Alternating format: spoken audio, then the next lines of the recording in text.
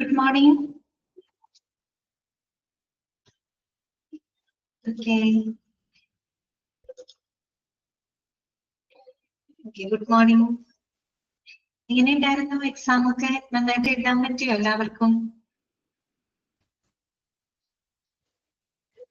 നല്ലതായിരുന്നു. ഓക്കെ. എല്ലാവർക്കും നന്നായിട്ട് എഴുതാൻ പറ്റിയോ? ഓക്കെ. അപ്പൊ ഇപ്പൊ കുറച്ചൊരു കോൺഫിഡൻസ് ഒക്കെ വന്നിട്ടുണ്ടാവുമെന്ന് വിചാരിക്കുന്നത്. ഒരു തവണ എക്സാം ഒക്കെ എഴുതി കഴിഞ്ഞപ്പോ ഇങ്ങനെ പാറ്റേൺ ഒക്കെ നിങ്ങൾക്ക് മനസ്സിലായിട്ടുണ്ടാവല്ലോ. നല്ലതായിരുന്നു അല്ലേ? Okay okay. ശരി. ഇനി ആർക്കെങ്കിലും എക്സാമിൽ എന്തെങ്കിലും പോരായ്മകളോ ബുദ്ധിമുട്ടുകളോ ഒക്കെ ഉണ്ടായിട്ടുണ്ടെങ്കിൽ ഇനി അടുത്ത തവണ വരുമ്പോൾ ശ്രദ്ധിക്കുക കേട്ടോ. ഓക്കെ, ഇതെന്തായാലും ഇത് ഫൈനൽ എക്സാം എന്നല്ല, നമുക്ക് പ്രാക്ടീസ് ചെയ്യാനുള്ള ഒരു മൊഡ്യൂൾ എക്സാം. നന്നായി പേടിച്ചു പേടിക്കൊന്നും വേണ്ട, മാത്രമൊന്നുമില്ല. എന്താണ് ഒന്നുകൂടെ കോൺസെൻട്രേറ്റ് ചെയ്താല് ഓക്കെ ഓക്കെ ശ്രീലക്ഷ്മി. ഞാൻ പറയട്ടെ, അതായത് ഇതൊരു മൊഡ്യൂൾ എക്സാം ആയിരുന്നു, നിങ്ങൾക്ക് പ്രാക്ടീസ് ചെയ്യാനും കൂടെ വേണ്ടിയിട്ടുള്ള കഴിഞ്ഞപ്പോ ഓക്കെ ആയി അല്ലെ? ഓക്കെ, ഇതേ മോഡലായിരിക്കും. ഇങ്ങനെയാണ് എക്സാമിന്റെ പാറ്റേൺ, ഈ രീതിയിലാണ്. അപ്പൊ നിങ്ങൾക്ക് ഈ ഒരു എക്സാം എഴുതി കഴിഞ്ഞപ്പോ ഒരു കോൺഫിഡൻസ് വന്നിട്ടുണ്ടാവില്ലേ? അപ്പോ ഇതില് എന്തെങ്കിലും പോരായ്മകളൊക്കെ ഉണ്ടായിട്ടുണ്ടെങ്കിൽ അടുത്ത തവണ നമുക്കത് ശരിയാക്കാം. അതിനുള്ള അവസരങ്ങളൊക്കെ ഉണ്ട്. അതെ അതെ, നമ്മൾ ഡെയിലി വായിക്കണം. അതെ അതെ, ഡെയിലി വായിക്കണം കേട്ടോ. ഫുള്ള് മാർക്ക് മേടിക്കും.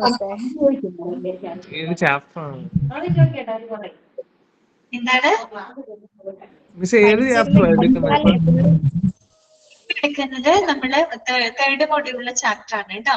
പബ്ലിക് റിലേഷൻസ് ആണ് എടുക്കുന്നത്. ഇന്ന് ഞാൻ തുടങ്ങാൻ പോകുന്നതാണ് കേട്ടോ. Third module public relations.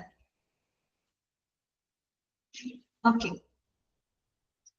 അപ്പോ ഇന്ന് നമ്മള് എന്താ പറയുക, തേർഡും ഫോർത്തും മൊഡ്യൂള് സ്റ്റാർട്ട് ചെയ്യാൻ പോവാണ് കേട്ടോ. അപ്പോ ഒരു കാര്യം ഞാൻ അഡ്വാൻസ് ആയിട്ട് തന്നെ പറയാണ്, വീഡിയോ മിസ് പറഞ്ഞിട്ടുണ്ടാവും എങ്കിലും ഞാൻ പറയാണ്, ഫസ്റ്റും സെക്കൻഡും മൊഡ്യൂളിലെ ചാപ്റ്റേഴ്സ് പോലെ അല്ല കേട്ടോ. തേർഡും ഫോർത്തും മൊഡ്യൂളിലേക്ക് കടക്കുമ്പോൾ കുറച്ച് ഡ്രൈ ആയിട്ടുള്ള ചാപ്റ്റേഴ്സ് ആയിരിക്കും, കുറെ കൂടി ലെങ്തി ആയിട്ടുള്ള ചാപ്റ്റേഴ്സുകളായിരിക്കും കേട്ടോ. നമ്മള് ഫസ്റ്റും സെക്കൻഡും മൊഡ്യൂളിൽ കൂടുതൽ എന്താണ് operation theatre, ventilator, blood bank, അങ്ങനെയൊക്കെയുള്ള ചാപ്റ്ററുകളൊക്കെയാണ് നമ്മൾ കണ്ടത്. ഏകദേശം നമുക്ക് ഹോസ്പിറ്റലിൽ ഏതൊക്കെ ഡിപ്പാർട്ട്മെന്റിൽ പ്രവർത്തിക്കുന്നത്, എന്തൊക്കെയാണ് നടക്കുക, അങ്ങനെ കുറെ കൂടി മെഡിക്കൽ അറ്റാച്ച്ഡ് ആയിട്ടുള്ള കാര്യങ്ങളാണ് നമ്മൾ കൂടുതൽ പഠിച്ചത് അല്ലേ? ഓക്കെ, തേർഡും ഫോർത്തും എന്ന് പറയുമ്പോൾ ശരിക്കും നിങ്ങൾ ഒരു അഡ്മിനിസ്ട്രേറ്റീവ് എന്നുള്ള രീതിയിലുള്ള കുറെ കാര്യങ്ങളാണ്, അങ്ങനെയുള്ള കുറെ ചാപ്റ്ററുകളാണ് വരുന്നത് കേട്ടോ. അപ്പൊ അത്യാവശ്യം ലെങ്തി ആയിട്ടുള്ള വലിയ വലിയ ചാപ്റ്ററുകളാണ് കേട്ടോ. പിന്നെ കുറച്ച് ഡ്രൈ ആയിരിക്കും, ചിലപ്പോൾ നമുക്ക് ബോറടിക്കും. അപ്പൊ അതൊക്കെ മുന്നിൽ കണ്ടുകൊണ്ട് തന്നെ, പക്ഷെ നമുക്ക് ഈസിയായിട്ട് പഠിക്കാൻ പറ്റും കേട്ടോ, കുഴപ്പമൊന്നുമില്ല. പിന്നെ നിർബന്ധമായിട്ടും നിങ്ങളുടെ മോക്ക് ടെസ്റ്റുകൾ പ്രാക്ടീസ് ചെയ്യണം കേട്ടോ. അത് നമ്മൾ പറയുന്നതിൽ കുറെ കാര്യങ്ങളുണ്ട്. കാര്യം നിങ്ങൾക്ക് ഫൈനൽ എക്സാം വരുമ്പോൾ നിങ്ങൾക്ക് അത് ഒരുപാട് ഹെൽപ്പ് ചെയ്യും.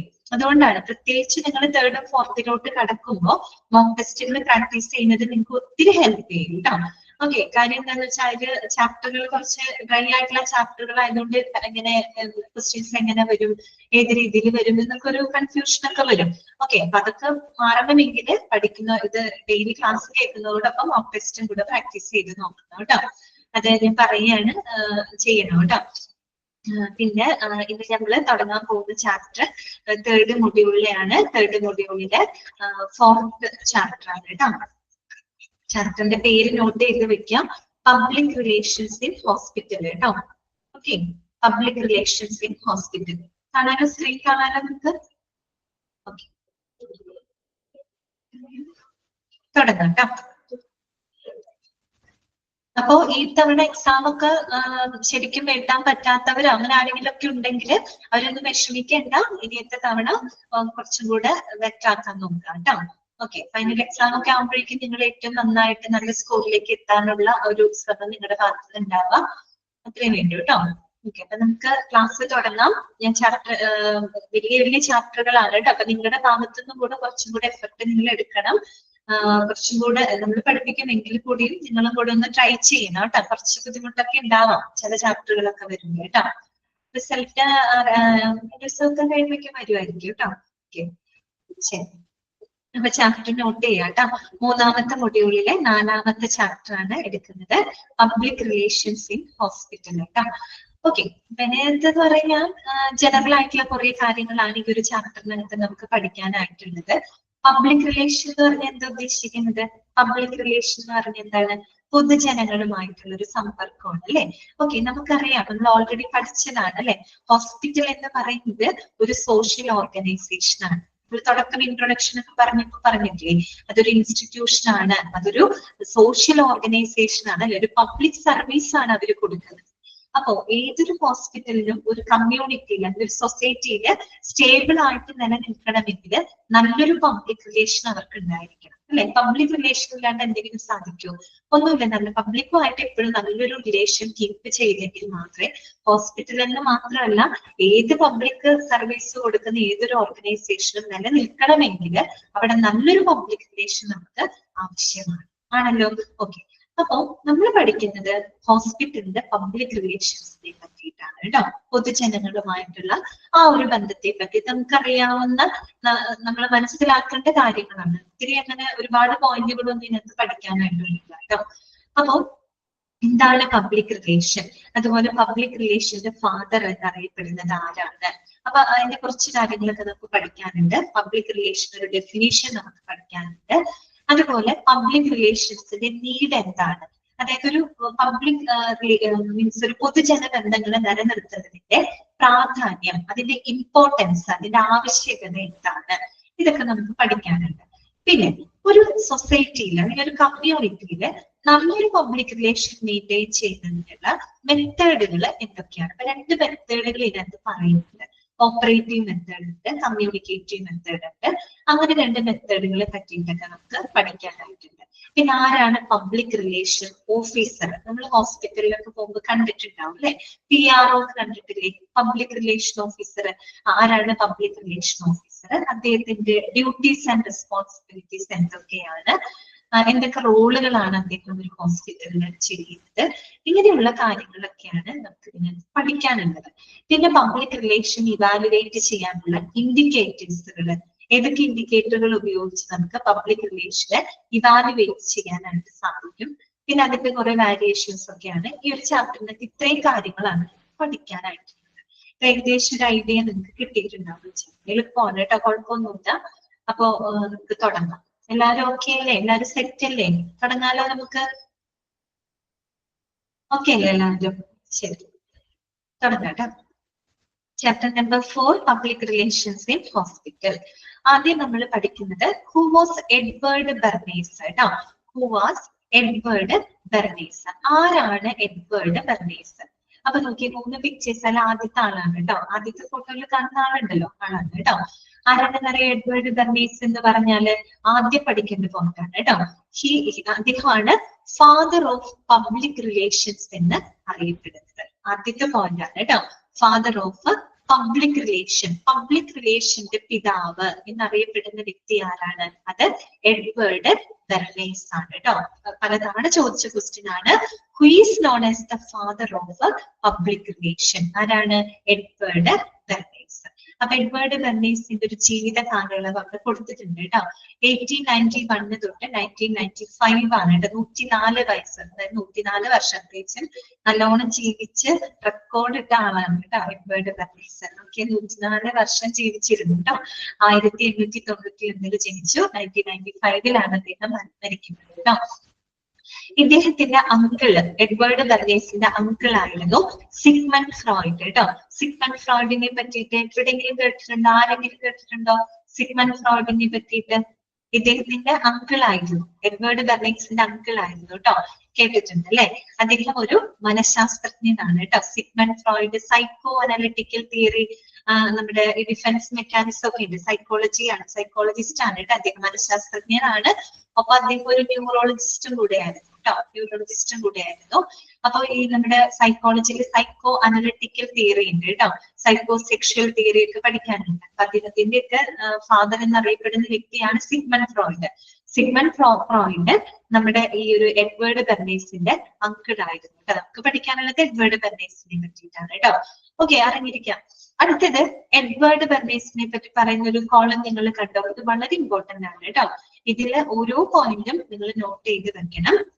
ഒന്നാമത്തെ നോക്കുക, father of public relations, underline ചെയ്ത് വെക്കാം കേട്ടോ. ഫാദർ ഓഫ് പബ്ലിക് റിലേഷൻസ് എന്നറിയപ്പെടുന്നത് ആരാണ്? എഡ്വേർഡ് ബെർണേസ് ആണ്. ഓക്കെ, അടുത്ത നോക്കിയേ, കോയിൻ ഉണ്ട്. Public relations council. ആദ്യമായിട്ട് പബ്ലിക് റിലേഷൻസ് കൗൺസിൽ മുന്നോട്ട് വെക്കുന്നത് ആരാണ്? ഈ പറയുന്ന എഡ്വേർഡ് ബെർണേസ് ആണ് കേട്ടോ. പബ്ലിക് റിലേഷൻസ് കേട്ടാൽ നിങ്ങളുടെ മനസ്സിൽ ആദ്യം ഓടി വരുന്ന ആളാണ് എഡ്വേർഡ് ബെർണേസ് ആണ്. അദ്ദേഹമാണ് പബ്ലിക് റിലേഷൻ കൗൺസിൽ ആദ്യമായിട്ട് മുന്നോട്ട് വെച്ചത് കേട്ടോ. അത് കൂടാതെ അടുത്തത് ഇമ്പോർട്ടന്റ് പോയിന്റ് ആണ്, നോട്ട് ചെയ്ത് വെക്കണം.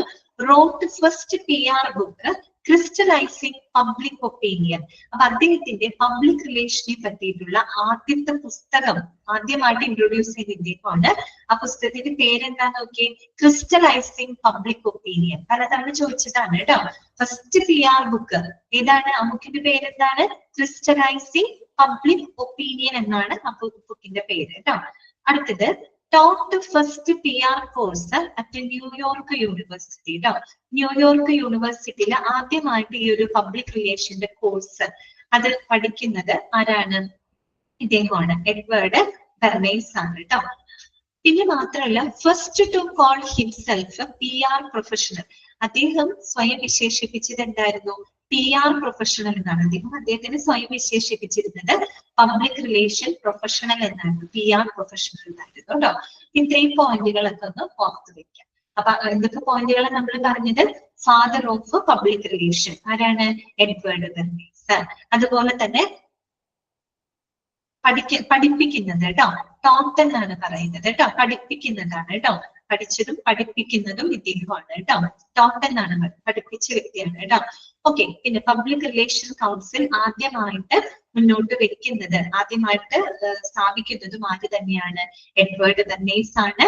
പബ്ലിക് റിലേഷനെ പറ്റിയിട്ടുള്ള അദ്ദേഹത്തിന്റെ ഫസ്റ്റ് ബുക്കാണിത്, ക്രിസ്റ്റലൈസിംഗ് പബ്ലിക് ഒപ്പീനിയൻ. അദ്ദേഹത്തിന്റെ മാത്രമല്ല, ആ ഒരു പബ്ലിക് റിലേഷന്റെ ആദ്യത്തെ ബുക്ക് തന്നെ ഇദ്ദേഹത്തിന്റെയാണ് കേട്ടോ.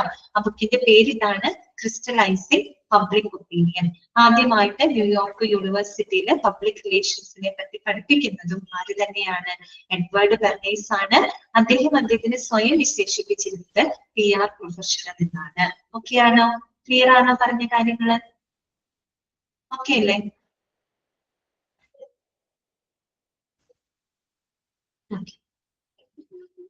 ഇഷ്ടംപോലെ ഒബ്ജക്റ്റീവ് ക്വസ്റ്റ്യൻസ് അതിൽ നിന്ന് ചോദിക്കാം കേട്ടോ. അതുകൊണ്ട് നിങ്ങൾ നോട്ട് ചെയ്ത് വെക്കണേ. അടുത്തത് നമുക്ക് പഠിക്കാനായിട്ടുള്ളത് ഡെഫിനീഷൻ ആണ് കേട്ടോ. എന്താണ് പബ്ലിക് റിലേഷൻ എന്ന് ചോദിച്ചാൽ അതിന് ഡെഫിനീഷൻ ആണ് നമ്മൾ കൊടുത്തിരുന്നത്. പ്രധാനമായിട്ടും ജോൺ മില്ലറ്റിന്റെ ഒരു ഡെഫിനേഷൻ നിങ്ങൾക്ക് പഠിക്കാനായിട്ടുണ്ട് കേട്ടോ. അത് 2 ഡെഫിനേഷൻസ് ഉണ്ട്. അതിനകത്ത് ജോൺ മില്ലറ്റിന്റെ ഡെഫിനേഷൻ പ്രത്യേകം നോട്ട് ചെയ്ത് വെക്കുക കേട്ടോ. എന്താണ് അദ്ദേഹം പറഞ്ഞത്? Public relations means knowing what the public hopes for and explaining how administration is satisfying these desires. ഒന്നുകൂടെ വായിക്കാം. Public relations means knowing what the public hopes for and explaining how administration is satisfying these desires. ആരുടെ definition ആണ്? John മില്ലറ്റിന്റെ definition. എന്താണ് അദ്ദേഹം പറഞ്ഞത്? Public relation എന്ന് പറഞ്ഞാൽ എന്താണ്? knowing what the public hopes for. പൊതുജനങ്ങൾ എന്ത് പ്രതീക്ഷിക്കുന്നു, അല്ലെ? പൊതുജനങ്ങള് എന്ത് പ്രതീക്ഷിക്കുന്നു എന്ന് അറിയാനും അവരുടെ പ്രതീക്ഷകളെ അല്ലെങ്കിൽ അവരുടെ ആവശ്യകതകളെ ഭരണം എങ്ങനെ സാറ്റിസ്ഫൈ ചെയ്യുന്നു, അല്ലെ? അതിനെ എങ്ങനെ അവര് നിറവേറ്റുന്നു എന്നതിനെ പറ്റി വിശദമാക്കുന്ന ഒന്നാണിത് പബ്ലിക് റിലേഷൻ എന്ന് പറയുന്നത്. അദ്ദേഹം അങ്ങനെയാണ് ഡിഫൈൻ ചെയ്തത്. പബ്ലിക് റിലേഷൻ എന്ന് പറഞ്ഞാല് എന്താണ് ഉദ്ദേശിക്കുന്നത്? പൊതുജനങ്ങൾ എന്ത് പ്രതീക്ഷിക്കുന്നു, ഇനി അവരുടെ പ്രതീക്ഷകളെ ഭരണം എങ്ങനെ സഫലമാക്കുന്നു, എങ്ങനെ അവരുടെ ആവശ്യങ്ങളെ സംതൃപ്തമാക്കുന്നു എന്നതിനെ പറ്റി വിശദീകരിക്കുന്ന ഒന്നാണ് പബ്ലിക് റിലേഷൻ എന്നതുകൊണ്ട് ഉദ്ദേശിക്കുന്നത്. ജോൺ മില്ലറ്റിന്റെ ഡെഫിനേഷൻ ആണ്. അതായത് ഇപ്പൊ നമ്മളൊരു ഹോസ്പിറ്റലിനെ വെച്ച് ചിന്തിക്കുകയാണെങ്കിൽ, ഒരു ഹോസ്പിറ്റലിൽ നമ്മൾ പറഞ്ഞത് ഒരു പബ്ലിക് ഓർഗനൈസേഷൻ ആണ്, പബ്ലിക് സർവീസ് ആണ്. ഇവര് സേവനങ്ങൾ കൊടുക്കുന്നത് ആർക്കാണ്? പബ്ലിക്കിനാണ്, അല്ലെ? പൊതുജനങ്ങൾക്കാണ് അവർ സേവനങ്ങൾ കൊടുക്കുന്നത്. അപ്പൊ പൊതുജനങ്ങള് ഇപ്പൊ ഒരു ഹോസ്പിറ്റലിനെ സംബന്ധിച്ച് ഒരു ഹോസ്പിറ്റലിൽ നിന്ന് അവർ എന്തൊക്കെ പ്രതീക്ഷിക്കുന്നുണ്ട്, അല്ലെങ്കിൽ എങ്ങനെയുള്ള സേവനങ്ങളാണ് പൊതുജനങ്ങൾ അവരിൽ നിന്നും എക്സ്പെക്ട് ചെയ്യുന്നത്, അതാദ്യം അറിയണം, അല്ലെ? അവർ പൊതുജനങ്ങളാണ് നമ്മൾ സേവനങ്ങൾ കൊടുക്കുന്നത്. അപ്പൊ അവരുടെ ആവശ്യങ്ങൾ എന്താണെന്നുള്ളത് നമ്മൾ ആദ്യം മനസ്സിലാക്കണം. അവരുടെ ആവശ്യങ്ങൾക്കനുസരിച്ചിട്ടാണ് നമ്മൾ എന്ത് കൊടുക്കേണ്ടത്? സേവനങ്ങൾ കൊടുക്കേണ്ടത്, അല്ലെ? അങ്ങനെ സേവനങ്ങൾ കൊടുത്താൽ മാത്രമല്ലേ നമുക്കൊരു പബ്ലിക് റിലേഷൻ അവിടെ മെയിൻറ്റെയിൻ ചെയ്യാൻ പറ്റുള്ളൂ. അതാണ് അവിടെ പറയുന്നത്. പൊതുജനങ്ങൾ എന്ത് പ്രതീക്ഷിക്കുന്നുവെന്ന് അറിയാനും അവരുടെ പ്രതീക്ഷകളെ ഭരണം എങ്ങനെ സംതൃപ്തമാക്കുന്നു, അല്ലെ? അതിനെ പറ്റി വിശദമാക്കുന്നു എന്നാണ് പബ്ലിക് റിലേഷൻ ഉദ്ദേശിക്കുന്നത്. പറയുന്നത്. ഇത് ആര് മുന്നോട്ട് വെച്ച ഡെഫിനിഷൻ ആണ്, അതും കൂടെ ഓർത്ത് വെക്കാം കേട്ടോ. John millet. ചിലപ്പോൾ ഡെഫിനിഷൻ എന്നിട്ട് ചോദിക്കാം, ഹൂ പ്രൊപ്പോസ്ഡ് ദിസ് ഡെഫിനിഷൻ, ആരാണ് ഈ ഒരു ഡെഫിനിഷൻ മുന്നോട്ട് വെച്ചത്, ആരാണ്, ജോൺ മില്ലറ്റ് ആണ് കേട്ടോ. ഓക്കെ, ഇനി അടുത്ത ഡെഫിനിഷൻ എന്താ നോക്കാം. അതിൽ ആരുടെ പേരൊന്നും പറഞ്ഞിട്ടില്ല, മറ്റൊരു തരത്തിലുള്ള ഒരു ഡെഫിനിഷൻ ആണ് കേട്ടോ.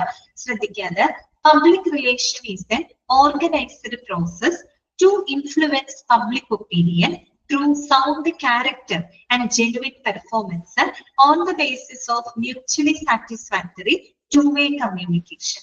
Now, public relation is an organized process to influence public opinion through sound character and genuine performance on the basis of mutually satisfactory two-way communication.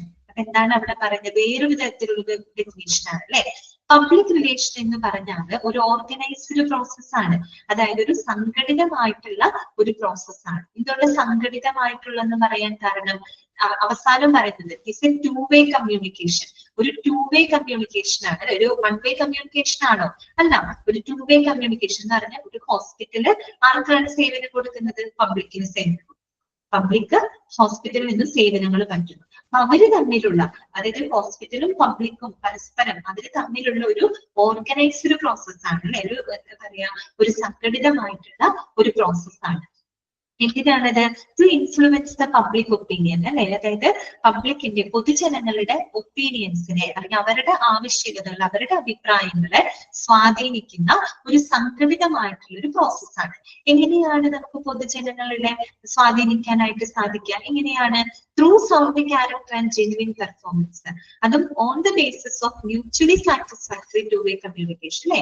എങ്ങനെയാണ് നമുക്ക് പൊതുജനങ്ങളെ സ്വാധീനിക്കാൻ പറ്റുക, സൗണ്ട് ക്യാരക്ടർ അല്ലെ, നല്ല പെരുമാറ്റത്തിലൂടെ, അതുപോലെ ജെന്യുവിൻ പെർഫോമൻസ്, നല്ലൊരു പെർഫോമൻസിലൂടെ, അങ്ങനെയല്ലേ നമുക്ക് പൊതുജനങ്ങളെ സ്വാധീനിക്കാൻ പറ്റുള്ളൂ. ഇപ്പൊ നമ്മളൊരു ഇലക്ഷൻ തന്നെ നടക്കുകയാണെങ്കിൽ നമ്മുടെ അടുത്ത് വോട്ട് ചോദിക്കുന്ന ആളുകളെ നമ്മൾ എങ്ങനെയാണ്, നമുക്ക് റൈറ്റ് ആയിട്ടുള്ള കാൻഡിഡേറ്റിന് എങ്ങനെയാണ് നമ്മൾ വോട്ട് കൊടുക്കുന്നത്, അവരുടെ പെർഫോമൻസ് നോക്കിയിട്ടാണ് അല്ലെ, അങ്ങനെയല്ലേ, അവരുടെ ക്യാരക്ടർ, അവരുടെ പെരുമാറ്റം. ഒരു നിമിഷം, ഒരു മിനിറ്റ്.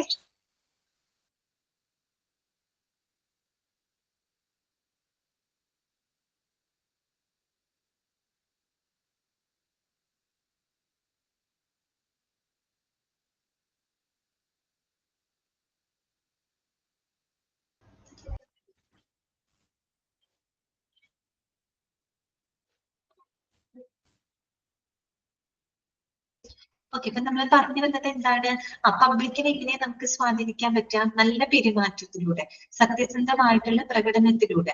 അപ്പൊ ഞാൻ പറഞ്ഞല്ലോ, ഇപ്പൊ വോട്ട് ചോദിക്കാനും ആൾക്കാർ വരും, നല്ല സ്വഭാവം അല്ലെങ്കിൽ അവരുടെ നിലവിൽ അവരുടെ പെർഫോമൻസ് ഇതൊക്കെ നോക്കിയിട്ടല്ലേ നമ്മള് ആളുകളെ സെലക്ട് ചെയ്യുന്നത്. എന്നതുപോലെ പബ്ലിക് ഒപ്പീനിയൻ എങ്ങനെയാണ് നമുക്ക് സ്വാധീനിക്കാൻ പറ്റുക, through sound character and genuine performance അല്ലെ, നല്ല പ്രകടനത്തിലൂടെ, അതുപോലെ നല്ല പെർഫോമൻസിലൂടെ. എങ്ങനെയായിരിക്കണം, on the basis of mutually satisfactory two way communication, രണ്ടു കൂട്ടർക്കും ഒരുപോലെ സാറ്റിസ്ഫൈഡ് ആയിട്ടുള്ള ടു വേ കമ്മ്യൂണിക്കേഷനിലൂടെ. എന്ന് പറഞ്ഞാല് ഇപ്പൊ ഹോസ്പിറ്റൽ പബ്ലിക്കിന് സേവനം കൊടുക്കുന്നു, അപ്പൊ ഹോസ്പിറ്റലിൽ സേവനങ്ങൾ കൊടുക്കുമ്പോൾ ഹോസ്പിറ്റലിനും ഒരു സാറ്റിസ്ഫാക്ഷൻ അതിലൂടെ ലഭിക്കണം, ഈ സേവനങ്ങൾ കൈപ്പറ്റുന്ന പബ്ലിക്കിന് അവർക്കും ഒരു സാറ്റിസ്ഫാക്ഷൻ കിട്ടണം. രണ്ടു കൂട്ടർക്കും ഒരുപോലെ സാറ്റിസ്ഫൈഡ് ആവുന്ന രീതിയിൽ ഒരു ടു വേ കമ്മ്യൂണിക്കേഷൻ, അതുപോലെ സൗണ്ട് ക്യാരക്ടർ, നല്ല പെരുമാറ്റത്തിലൂടെ, അതുപോലെ ജെന്യുവിൻ ആയിട്ടുള്ള പ്രകടനത്തിലൂടെ പബ്ലിക് ഒപ്പീനിയനെ സ്വാധീനിക്കുന്ന ഒരു സംഘടിതമായിട്ടുള്ള ഒരു പ്രോസസ്സിനെയാണ് പബ്ലിക് റിലേഷൻ എന്ന് പറയുന്നത്. ഇത് വേറൊരു തരത്തിലുള്ള ഡെഫിനിഷൻ. ക്ലിയർ ആയോ? അപ്പൊ രണ്ട് ഡെഫിനിഷൻസ് ആണ് നമ്മൾ പറഞ്ഞത്. ജോൺ മില്ലത്തിന്റെ ഡെഫിനിഷനിൽ നമ്മൾ എന്താ പറഞ്ഞത്, പബ്ലിക് റിലേഷൻ എന്ന് പറഞ്ഞാൽ പൊതുജനങ്ങൾ എന്ത് പ്രതീക്ഷിക്കുന്നു അറിയാനും അവരുടെ പ്രതീക്ഷകളെ എങ്ങനെ ഭരണം നിർവഹിക്കുന്നു അല്ലെങ്കിൽ സംതൃപ്തമാക്കുന്നു എന്നതിനെ പറ്റി വിശദമാക്കുന്ന ഒന്നാണ് പബ്ലിക് റിലേഷൻ. അങ്ങനെയാണ് ജോൺ മില്ലറ്റ് പറഞ്ഞത്. രണ്ടാമത് നമ്മൾ പറഞ്ഞ എന്താണ്, പബ്ലിക് റിലേഷൻ എന്ന് പറഞ്ഞത് ഒരു ഓർഗനൈസ്ഡ് പ്രോസസ് ആണ്. അതായത് പൊതുജനങ്ങളെ സ്വാധീനിക്കുക. എങ്ങനെ സ്വാധീനിക്കാം, നല്ല സ്വഭാവത്തിലൂടെ, സത്യസന്ധമായിട്ടുള്ള പെരുമാറ്റത്തിലൂടെ. എന്നാൽ രണ്ടു കൂട്ടർക്കും ഒരുപോലെ സാറ്റിസ്ഫൈ ചെയ്യുന്ന രീതിയിൽ പബ്ലിക് ഒപ്പീനിയനെ സ്വാധീനിക്കുന്ന ഒരു സംഘടിതമായിട്ടുള്ള പ്രോസസ്സിനെയാണ് പബ്ലിക് റിലേഷൻ എന്ന് പറയുന്നത്. രണ്ട് രീതിയിൽ അത് ഡിഫൈൻ ചെയ്തു മാത്രം കേട്ടോ.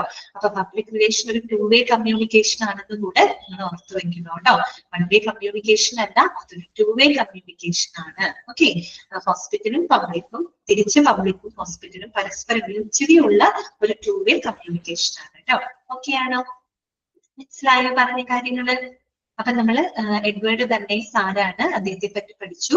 പബ്ലിക് റിലേഷന്റെ ഡെഫിനേഷൻ നമ്മൾ കണ്ടു. ഇനി നമുക്ക് പഠിക്കാനായിട്ടുള്ളത് need of public relation. Public റിലേഷന്റെ ആവശ്യകത എന്താണ്, ഇതിനു വേണ്ടിയിട്ടാണ് നമ്മൾ ഒരു പബ്ലിക് റിലേഷൻ ഉണ്ടാകണം എന്ന് പറയുന്നതിന്റെ ആവശ്യകത എന്താണ് നോക്കാം. പോയിന്റുകളൊക്കെ ഒന്ന് മനസ്സിലാക്കി വെച്ചാൽ മതി കേട്ടോ. ഒന്നാമത്തെ പോയിന്റ് ഇതാണ്, enlarge the visibility for the hospital employees, programs and services. എന്താണ് പറയുന്നത്?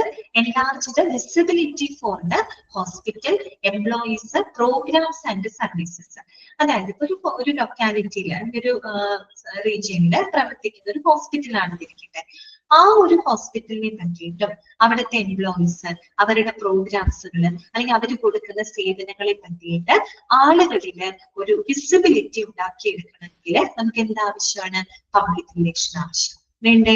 അല്ല, അങ്ങനെ ഒരു ഹോസ്പിറ്റൽ അവിടെ പ്രവർത്തിക്കുന്നുണ്ട്, അല്ലെങ്കിൽ അവിടെ ഇന്ന സേവനങ്ങൾ കൊടുക്കുന്നുണ്ട്, ഇത്തരത്തിലുള്ള എന്താ പറയാ സംവിധാനങ്ങൾ, അല്ലെങ്കിൽ പുതിയ പുതിയ ട്രീറ്റ്മെന്റുകൾ അവിടെ പ്രൊവൈഡ് ചെയ്യുന്നുണ്ട്, ഇതിനെ പറ്റിയിട്ടൊക്കെ പൊതുജനങ്ങളിലേക്ക് എത്തിക്കണം അല്ലെ? എത്തിക്കണമെങ്കിൽ എന്ത് വേണം? പബ്ലിക് റിലേഷൻ ഉണ്ടെങ്കിൽ എത്തിക്കാൻ പറ്റുള്ളൂ. അല്ലെങ്കിൽ പൊതുജനങ്ങളായിട്ട് യാതൊരു ബന്ധവും ഇല്ലാതെ ഒരു ഹോസ്പിറ്റലിൽ അവിടെ പ്രവർത്തിക്കാൻ പറ്റുമോ? ഇല്ല. അതാണ് അവിടെ പറയുന്നത്, ഹോസ്പിറ്റല് അവിടുത്തെ സേവനങ്ങൾ, അവിടുത്തെ പ്രോഗ്രാംസുകളെ പറ്റിയിട്ട്, അല്ലെങ്കിൽ അവിടെ എന്താ പറയാ എംപ്ലോയീസ്, അവരെ പറ്റി പൊതുജനങ്ങൾക്കിടയിൽ ഒരു വിസിബിലിറ്റി ഉണ്ടാക്കിയെടുക്കുന്നതിന് നമുക്ക് എന്ത് ആവശ്യമാണ്? പബ്ലിക് റിലേഷൻ ആവശ്യമാണ്. ഓക്കെ. രണ്ടാമത്തെ പോയിന്റ് എന്താണ് പറയുന്നത്? Position the hospital as a health care leader and authority within the community or region. എന്താണ്? Position the hospital as a health care leader and authority within the community or region. അതായത് ഒരു കമ്മ്യൂണിറ്റിയില് അല്ലെങ്കിൽ ആ ഹോസ്പിറ്റലിൽ പ്രവർത്തിക്കുന്ന ആ ഒരു റീജിയനില് ഹോസ്പിറ്റലിനൊരു നല്ലൊരു ഹെൽത്ത് കെയർ പ്രൊവൈഡർ അല്ലെങ്കിൽ ഒരു ഹെൽത്ത് കെയർ ലീഡർ, ഒരു ഹെൽത്ത് കെയർ അതോറിറ്റി എന്നുള്ള രീതിയിൽ പ്ലേസ് ചെയ്യുന്നതിനായിട്ട് നമുക്ക് എന്താവശ്യമാണ്? പബ്ലിക് റിലേഷൻ ആവശ്യമാണ് അല്ലെ? വേണ്ടേ? നമുക്ക് ആ ഒരു കമ്മ്യൂണിറ്റിയിലാണ്, ഒരു റീജിയനകത്ത് ഒരു എന്താ പറയാ ഹെൽത്ത് കെയർ ലീഡർ, ഒരു ഹെൽത്ത് കെയർ അതോറിറ്റി എന്നുള്ള രീതിയിൽ ഒരു ഹോസ്പിറ്റലിനെ പ്ലേസ് ചെയ്യണമെങ്കിൽ നമുക്ക് അവിടെ എന്ത് കൂടിയേ തീരൂ? പബ്ലിക് റിലേഷൻ ആവശ്യമായിട്ട് വരുന്നുണ്ട്. ഓക്കെ. അപ്പൊ അത് രണ്ടാമത്തെ കേട്ടോ. മൂന്നാമത്തെ പോയിന്റ് എന്താണ്? Increase the awareness of the hospitals total range of programs and services. ഒന്നാമത്തെ പോയിന്റ് തന്നെയാണ് അവിടെ പറയുന്നത് കേട്ടോ. Increase the awareness of the hospitals total range of programs and services. അതായത് ഹോസ്പിറ്റലിന് മൊത്തത്തിലുള്ള പ്രോഗ്രാംസുകൾ, അവർ കൊടുക്കുന്ന സേവനങ്ങളെ പറ്റിയിട്ട് പൊതുജനങ്ങൾക്കിടയിൽ അവബോധം ഉണ്ടാക്കണം അല്ലെ? അവയർനെസ് കൊടുക്കണം. അതിന് വേണ്ടിയിട്ട് നല്ലൊരു പബ്ലിക് റിലേഷൻ അവിടെ ആവശ്യമാണ്. അതിനല്ലേ നമ്മൾ പല നോട്ടീസും മറ്റും കടച്ചേർക്കുന്ന എന്തിനു വേണ്ടിയിട്ടാണ്? പൊതുജനങ്ങളിലേക്ക് എത്തിക്കാൻ വേണ്ടിയിട്ടാണ് അല്ലെ? സോ ആ ഒരു ഹോസ്പിറ്റൽ അവിടെ പ്രവർത്തിക്കുന്നുണ്ട്, അവിടെ എന്തിന്റെ സേവനങ്ങൾ ഉണ്ടെന്നൊക്കെ അറിയണം നമുക്ക്.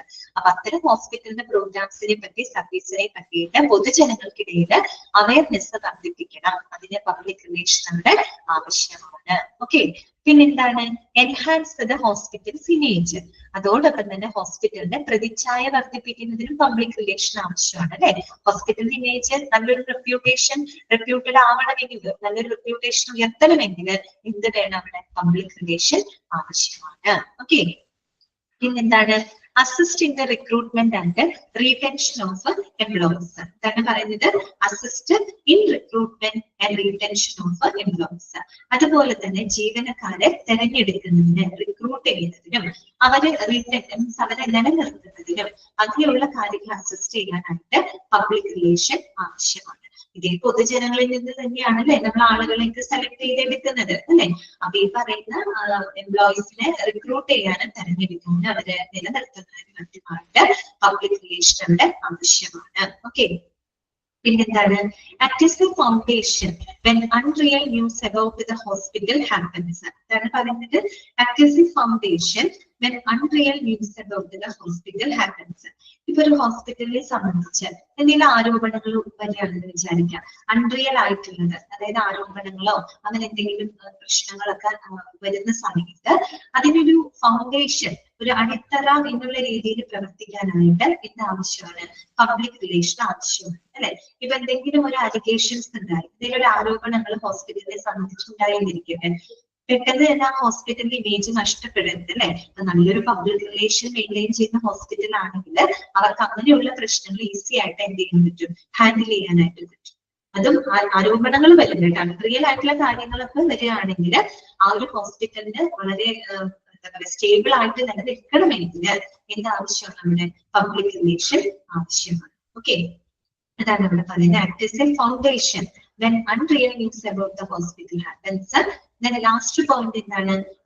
improve employee morale. അതുപോലെ തന്നെ employee morale മീൻസ് ജീവനക്കാരുടെ മനോവീര്യം അല്ലെങ്കിൽ അവരുടെ ആ ഒരു എന്താ പറയുക പ്രൊഫിഷ്യൻസി അതൊക്കെ ഇംപ്രൂവ് ചെയ്യുന്നതിനും പബ്ലിക് റിലേഷൻ ആവശ്യമാണ് അല്ലെ. ഇംപ്രൂവ് എംപ്ലോയി മൊറാലി, അതായത് ജീവനക്കാരുടെ മനോവീര്യം അല്ലെ, ജീവനക്കാരുടെ ആ ഒരു കോൺഫിഡൻസ് അല്ലെങ്കിൽ അവരുടെ ആത്മവിശ്വാസം മറ്റുമൊക്കെ വർദ്ധിക്കണമെങ്കിൽ നല്ലൊരു പബ്ലിക് റിലേഷൻ നമുക്ക് ഉണ്ടായിരിക്കണം. പബ്ലിക്കുമായിട്ട് കൂടുതൽ ഇടപെടുമ്പോഴാണ് നമ്മൾക്കൊരു എംപ്ലോയീസിനാണെങ്കിലും നന്നായിട്ട് സേവനങ്ങൾ കൊടുക്കാനും അവർക്ക് അവരുടെ സ്കില്ലും നോളജൊക്കെ ഡെവലപ്പ് ചെയ്യാനൊക്കെ ആയിട്ടുള്ളൊരു നല്ലൊരു അവസരം അവിടെ അങ്ങനെ ഉണ്ടാവുള്ളൂ. അപ്പൊ അവരുടെ എംപ്ലോയീസിന്റെ മൊറാലി ഇംപ്രൂവ് ചെയ്യുന്നതിനും അവരുടെ മനോവീര്യം വർദ്ധിപ്പിക്കുന്നതിനും അവരുടെ ഒരു കോൺഫിഡൻസ് ലെവലൊക്കെ കൂട്ടുന്നതിനും എന്താവശ്യമാണ്? പബ്ലിക് റിലേഷൻ ആവശ്യമാണ്. ഓക്കെ, ക്ലിയർ ആയോ പറഞ്ഞത്? നിങ്ങളൊന്ന് ചിന്തിക്കേണ്ട കാര്യമുള്ളൂ. നമ്മൾ ജനറൽ ആയിട്ടുള്ള കാര്യങ്ങളാണ് പറയുന്നത്. ഒരു പബ്ലിക് റിലേഷൻ ഉണ്ടായിരിക്കേണ്ട ആവശ്യകത എന്താണ്? ഇതൊക്കെയാണ് നമ്മൾ പറയുന്നത്. ഹോസ്പിറ്റലിനെ പറ്റിയിട്ടും അവിടുത്തെ സർവീസിനെ പറ്റിയിട്ടും അവിടുത്തെ ഫെസിലിറ്റിയെ പറ്റിയിട്ടൊക്കെ എന്താണ് ആ ഒരു അറിവ് അല്ലെങ്കിൽ അവയർനെസ് ഉണ്ടാക്കിയെടുക്കണമെങ്കിൽ പബ്ലിക് റിലേഷൻ ആവശ്യമാണ്. പിന്നെ ഒരു ഹോസ്പിറ്റലിനെ നല്ലൊരു ഹെൽത്ത് കെയർ പ്രൊവൈഡർ അല്ലെങ്കിൽ ഒരു ഹെൽത്ത് കെയർ അതോറിറ്റി എന്നുള്ള രീതിയിൽ പ്ലേസ് ചെയ്യണമെങ്കിൽ പബ്ലിക് റിലേഷൻ ഉണ്ടായിരിക്കണം. അതുപോലെ തന്നെ എന്താ ഹോസ്പിറ്റലിന്റെ പ്രതിച്ഛായ വർദ്ധിപ്പിക്കുന്നതിന് പബ്ലിക് റിലേഷൻ ആവശ്യമാണ്. ജീവനക്കാരെ തിരഞ്ഞെടുക്കുന്നതിന് അവരെ നിലനിർത്തുന്നതിന് പബ്ലിക് റിലേഷൻ ഉണ്ടായിരിക്കണം. പിന്നെ ഹോസ്പിറ്റലിനെ സംബന്ധിച്ച് എന്തെങ്കിലും അലിഗേഷൻസ് എന്തെങ്കിലും ആരോപണങ്ങൾ ഉണ്ടാവുകയാണെങ്കിൽ അവിടെ ഒരു സ്റ്റെബിലിറ്റി ലഭിക്കണമെങ്കിൽ ഒരു അടിത്തറയായിട്ട് ഹോസ്പിറ്റലിന് പെട്ടെന്നൊരു ബുദ്ധിമുട്ടൊന്നും വരാതെ വളരെ ഒരു ഫൗണ്ടേഷൻ എന്നുള്ള രീതിയിൽ നിലനിൽക്കണമെങ്കിലും പബ്ലിക് റിലേഷൻ ആവശ്യമാണ്. അതുപോലെ അവിടുത്തെ ജീവനക്കാരുടെ മനോവീര്യം പിന്നെ അവരുടെ ഒരു പ്രൊഫിഷ്യൻസി അവരുടെ പ്രാവീണ്യം അവരുടെ കോൺഫിഡൻസ് അത് ഇംപ്രൂവ് ചെയ്യുന്നതിനും പബ്ലിക് റിലേഷൻ ആവശ്യമാണ്. ഒക്കെയാണ് പറഞ്ഞത്. മനസ്സിലായോ? ഇങ്ങനെയൊക്കെയുള്ള വളരെ ഡ്രൈ ആയിട്ടുള്ള കേൾക്കാൻ വലിയ സുഖമില്ലാത്ത കാര്യങ്ങളൊക്കെ ആയിരിക്കും കേട്ടോ ഈ ഒരു ചാപ്റ്ററിനകത്ത് വരുന്നത്. ഓക്കെയാണോ? മനസ്സിലായോ പറഞ്ഞത്? ഇത് കേൾക്കുമ്പോ തോന്നുന്നുണ്ടാവും എന്തെന്ന് പറയുന്നത് അല്ലെ. ഇങ്ങനെയൊക്കെയുള്ള ചാപ്റ്ററുകളാണ് ഇനി വരാനിരിക്കുന്നത്. ഓക്കെ, അടുത്തതാണ് methods of maintaining public relation in the community. Okay, അപ്പൊ ഇത്രയും മനസ്സിലായല്ലോ. എഡ്വേർഡ് ബർണീസ് ആരാണ്, അദ്ദേഹത്തിന്റെ കുറെ പോയിന്റുകളൊക്കെ നമ്മൾ പഠിച്ചു. പബ്ലിക് റിലേഷന്റെ ഡെഫിനിഷൻ നമ്മൾ മനസ്സിലാക്കി. പബ്ലിക് റിലേഷന്റെ നീഡ് എന്താണ്, അതിന്റെ ഇമ്പോർട്ടൻസ് എന്താണ്, അത് മനസ്സിലാക്കി.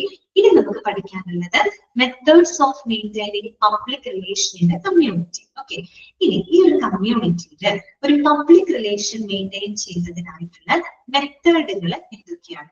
ഏതൊക്കെ മെത്തേഡുകളിലൂടെ നമുക്ക് നല്ലൊരു പബ്ലിക് റിലേഷൻ മെയിൻറ്റെയിൻ ചെയ്യാനായിട്ട് സാധിക്കും? ഓക്കെ, അപ്പൊ പ്രധാനമായിട്ട് നമുക്ക് രണ്ട് മെത്തേഡുകളാണ് പഠിക്കാനായിട്ട്. ഇതൊക്കെയാണെന്ന് അറിയാം രണ്ട് മെത്തേഡ്. ഒന്ന് വന്നിട്ട് ഓപ്പറേറ്റീവ് മെത്തേഡ്, രണ്ടാമത് കമ്മ്യൂണിക്കേറ്റീവ് മെത്തേഡ്. അത് ആദ്യം പഠിച്ചിരിക്കുക കേട്ടോ. രണ്ട് മെത്തേഡുകളാണ്. ഇതൊക്കെയാണ് രണ്ട് മെത്തേഡുകൾ, ഓപ്പറേറ്റീവ് മെത്തേഡ്സുകളും കമ്മ്യൂണിക്കേറ്റീവ് മെത്തേഡ്സുകളും. ആ പേരിൽ തന്നെ കുറെ നമുക്ക് മനസ്സിലാക്കാൻ പറ്റും. ഓപ്പറേറ്റീവ് മെത്തേഡ് എന്ന് പറഞ്ഞാൽ എന്തായിരിക്കും? ഓപ്പറേഷൻ, നല്ല പ്രവർത്തനങ്ങൾ അല്ലെ. നല്ല പ്രവർത്തനങ്ങളിലൂടെ നമുക്ക് പബ്ലിക് റിലേഷൻ മെയിൻറ്റെയിൻ ചെയ്യാൻ പറ്റില്ലേ? നല്ല പ്രവർത്തനം എന്ന് പറയുമ്പോൾ അതിനകത്ത് ഒരുപാട് കാര്യങ്ങൾ വരുന്നുണ്ട്, അത് നമ്മൾ പഠിക്കുന്നുണ്ട്. എങ്കിലും നല്ല പ്രവർത്തനങ്ങളിലൂടെ നമുക്ക് എന്ത് ചെയ്യാൻ പറ്റും? പബ്ലിക് റിലേഷനെ നിലനിർത്താനായിട്ട് സാധിക്കും. അതാണ് ഓപ്പറേറ്റീവ് മെത്തേഡ്. ഓക്കെ, അടുത്തത് കമ്മ്യൂണിക്കേറ്റീവ് മെത്തേഡ്. കമ്മ്യൂണിക്കേറ്റീവ് മെത്തേഡ് എന്ന് പറയുന്നത് എന്താണ്?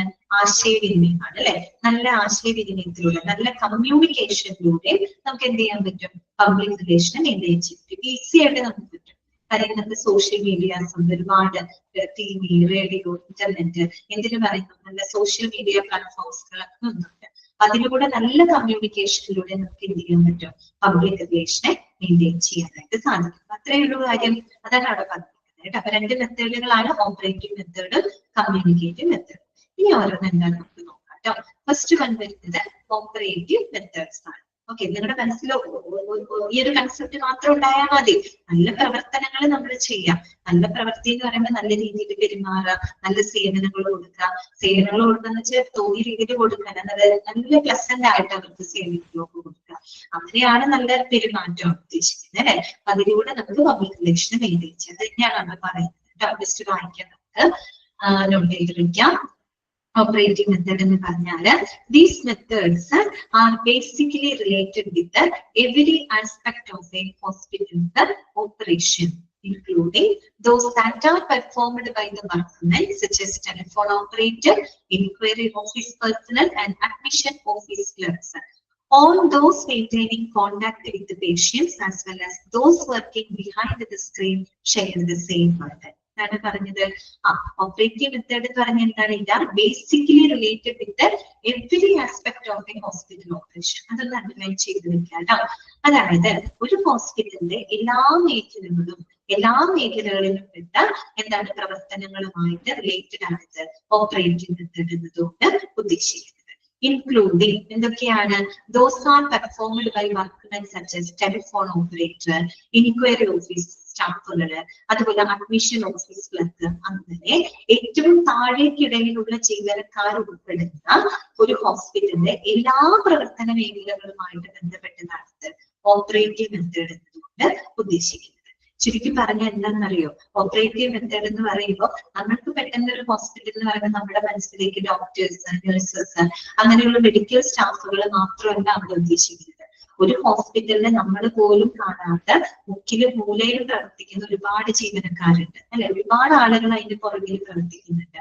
ഓരോരോ ചെറിയ മേഖലകൾ, അതൊരു ഹോസ്പിറ്റൽ എടുത്തു കഴിഞ്ഞാൽ അതെന്ന് പറയുമ്പോൾ ഒരുപാട് ആളുകൾ അവിടെ വർക്ക് ചെയ്യും. ഏറ്റവും താഴേക്കിടയിലുള്ള ജീവനക്കാർ വരെ ഉൾപ്പെടുന്ന എല്ലാ പ്രവർത്തന മേഖലകളുമായിട്ട് ബന്ധപ്പെട്ട് കിടക്കുന്നതാണ് ഓപ്പറേറ്റീവ് മെത്തേഡ്.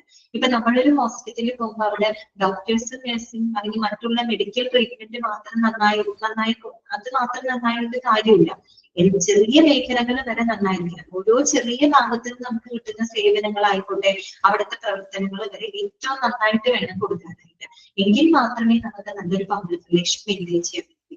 ഡോക്ടർ നല്ലതാണ്, നഴ്സസ് നല്ലതാണ്, പക്ഷെ അവിടെ പ്രവർത്തിക്കുന്ന എന്താ പറയാ ഫ്രണ്ട് ഓഫീസ് സ്റ്റാഫുകളുടെ പ്രവർത്തനങ്ങൾ നല്ലതല്ലെങ്കിൽ നമുക്കതൊരു നല്ലൊരു എന്താ പറയാ സാറ്റിസ്ഫാക്ഷൻ കിട്ടിയില്ല. അതുകൊണ്ടാണ് അവർ പറഞ്ഞത് ഏറ്റവും താഴേക്കിടയിലുള്ള ജീവിതം. അതുകൊണ്ടാണ് അവർ പറഞ്ഞത് telephone operator, inquiry office personal, admission office clerk പോലെ ഏറ്റവും എന്താ പറയാ ബിഹൈൻഡ് ദി സ്ക്രീൻ വരെ പ്രവർത്തിക്കുന്ന ആളുകൾ ഉൾപ്പെടുന്ന എല്ലാ പ്രവർത്തന മേഖലകളുമായിട്ട് ബന്ധപ്പെട്ടതാണ് ഇത് ഓപ്പറേറ്റീവ് മെത്തേഡ് എന്നതുകൊണ്ട് ഉദ്ദേശിക്കുന്നത് കേട്ടോ.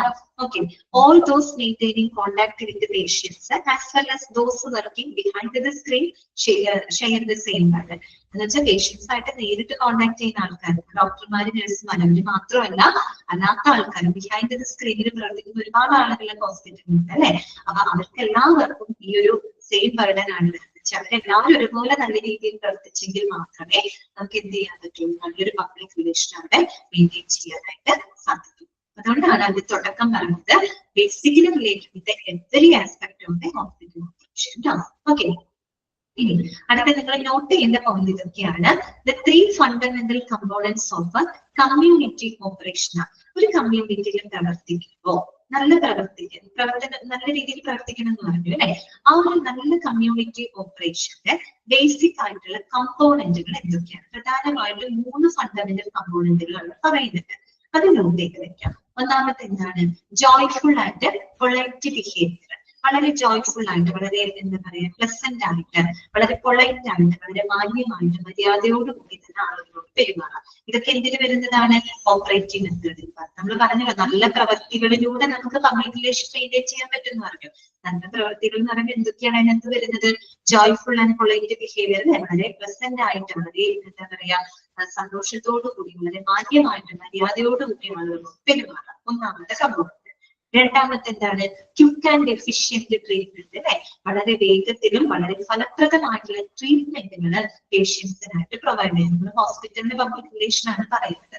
സോ അവരുടെ ഏറ്റവും ബേസിക് ഗോൾ എന്തായിരിക്കണം? Quick and efficient treatment. വളരെ പെട്ടെന്ന്, വളരെ വേഗത്തിൽ, അതിന് ഡിലേ ഒന്നും അല്ലാതെ വളരെ എഫിഷ്യന്റ് ആയിട്ടുള്ള ട്രീറ്റ്മെന്റ്, വളരെ ഫലപ്രദമായിട്ടുള്ള ട്രീറ്റ്മെന്റുകൾ പേഷ്യൻസിനായിട്ട് പ്രൊവൈഡ് ചെയ്യുക. രണ്ടാമത്തെ കമ്പോണന്റ്. മൂന്നാമത്തെ എന്താണ്? Clear environment and well appearance of the workers. അതുപോലെ ഹോസ്പിറ്റലിന്റെ എൻവയോൺമെന്റ് ഇവിടെ എന്തായിരിക്കണം?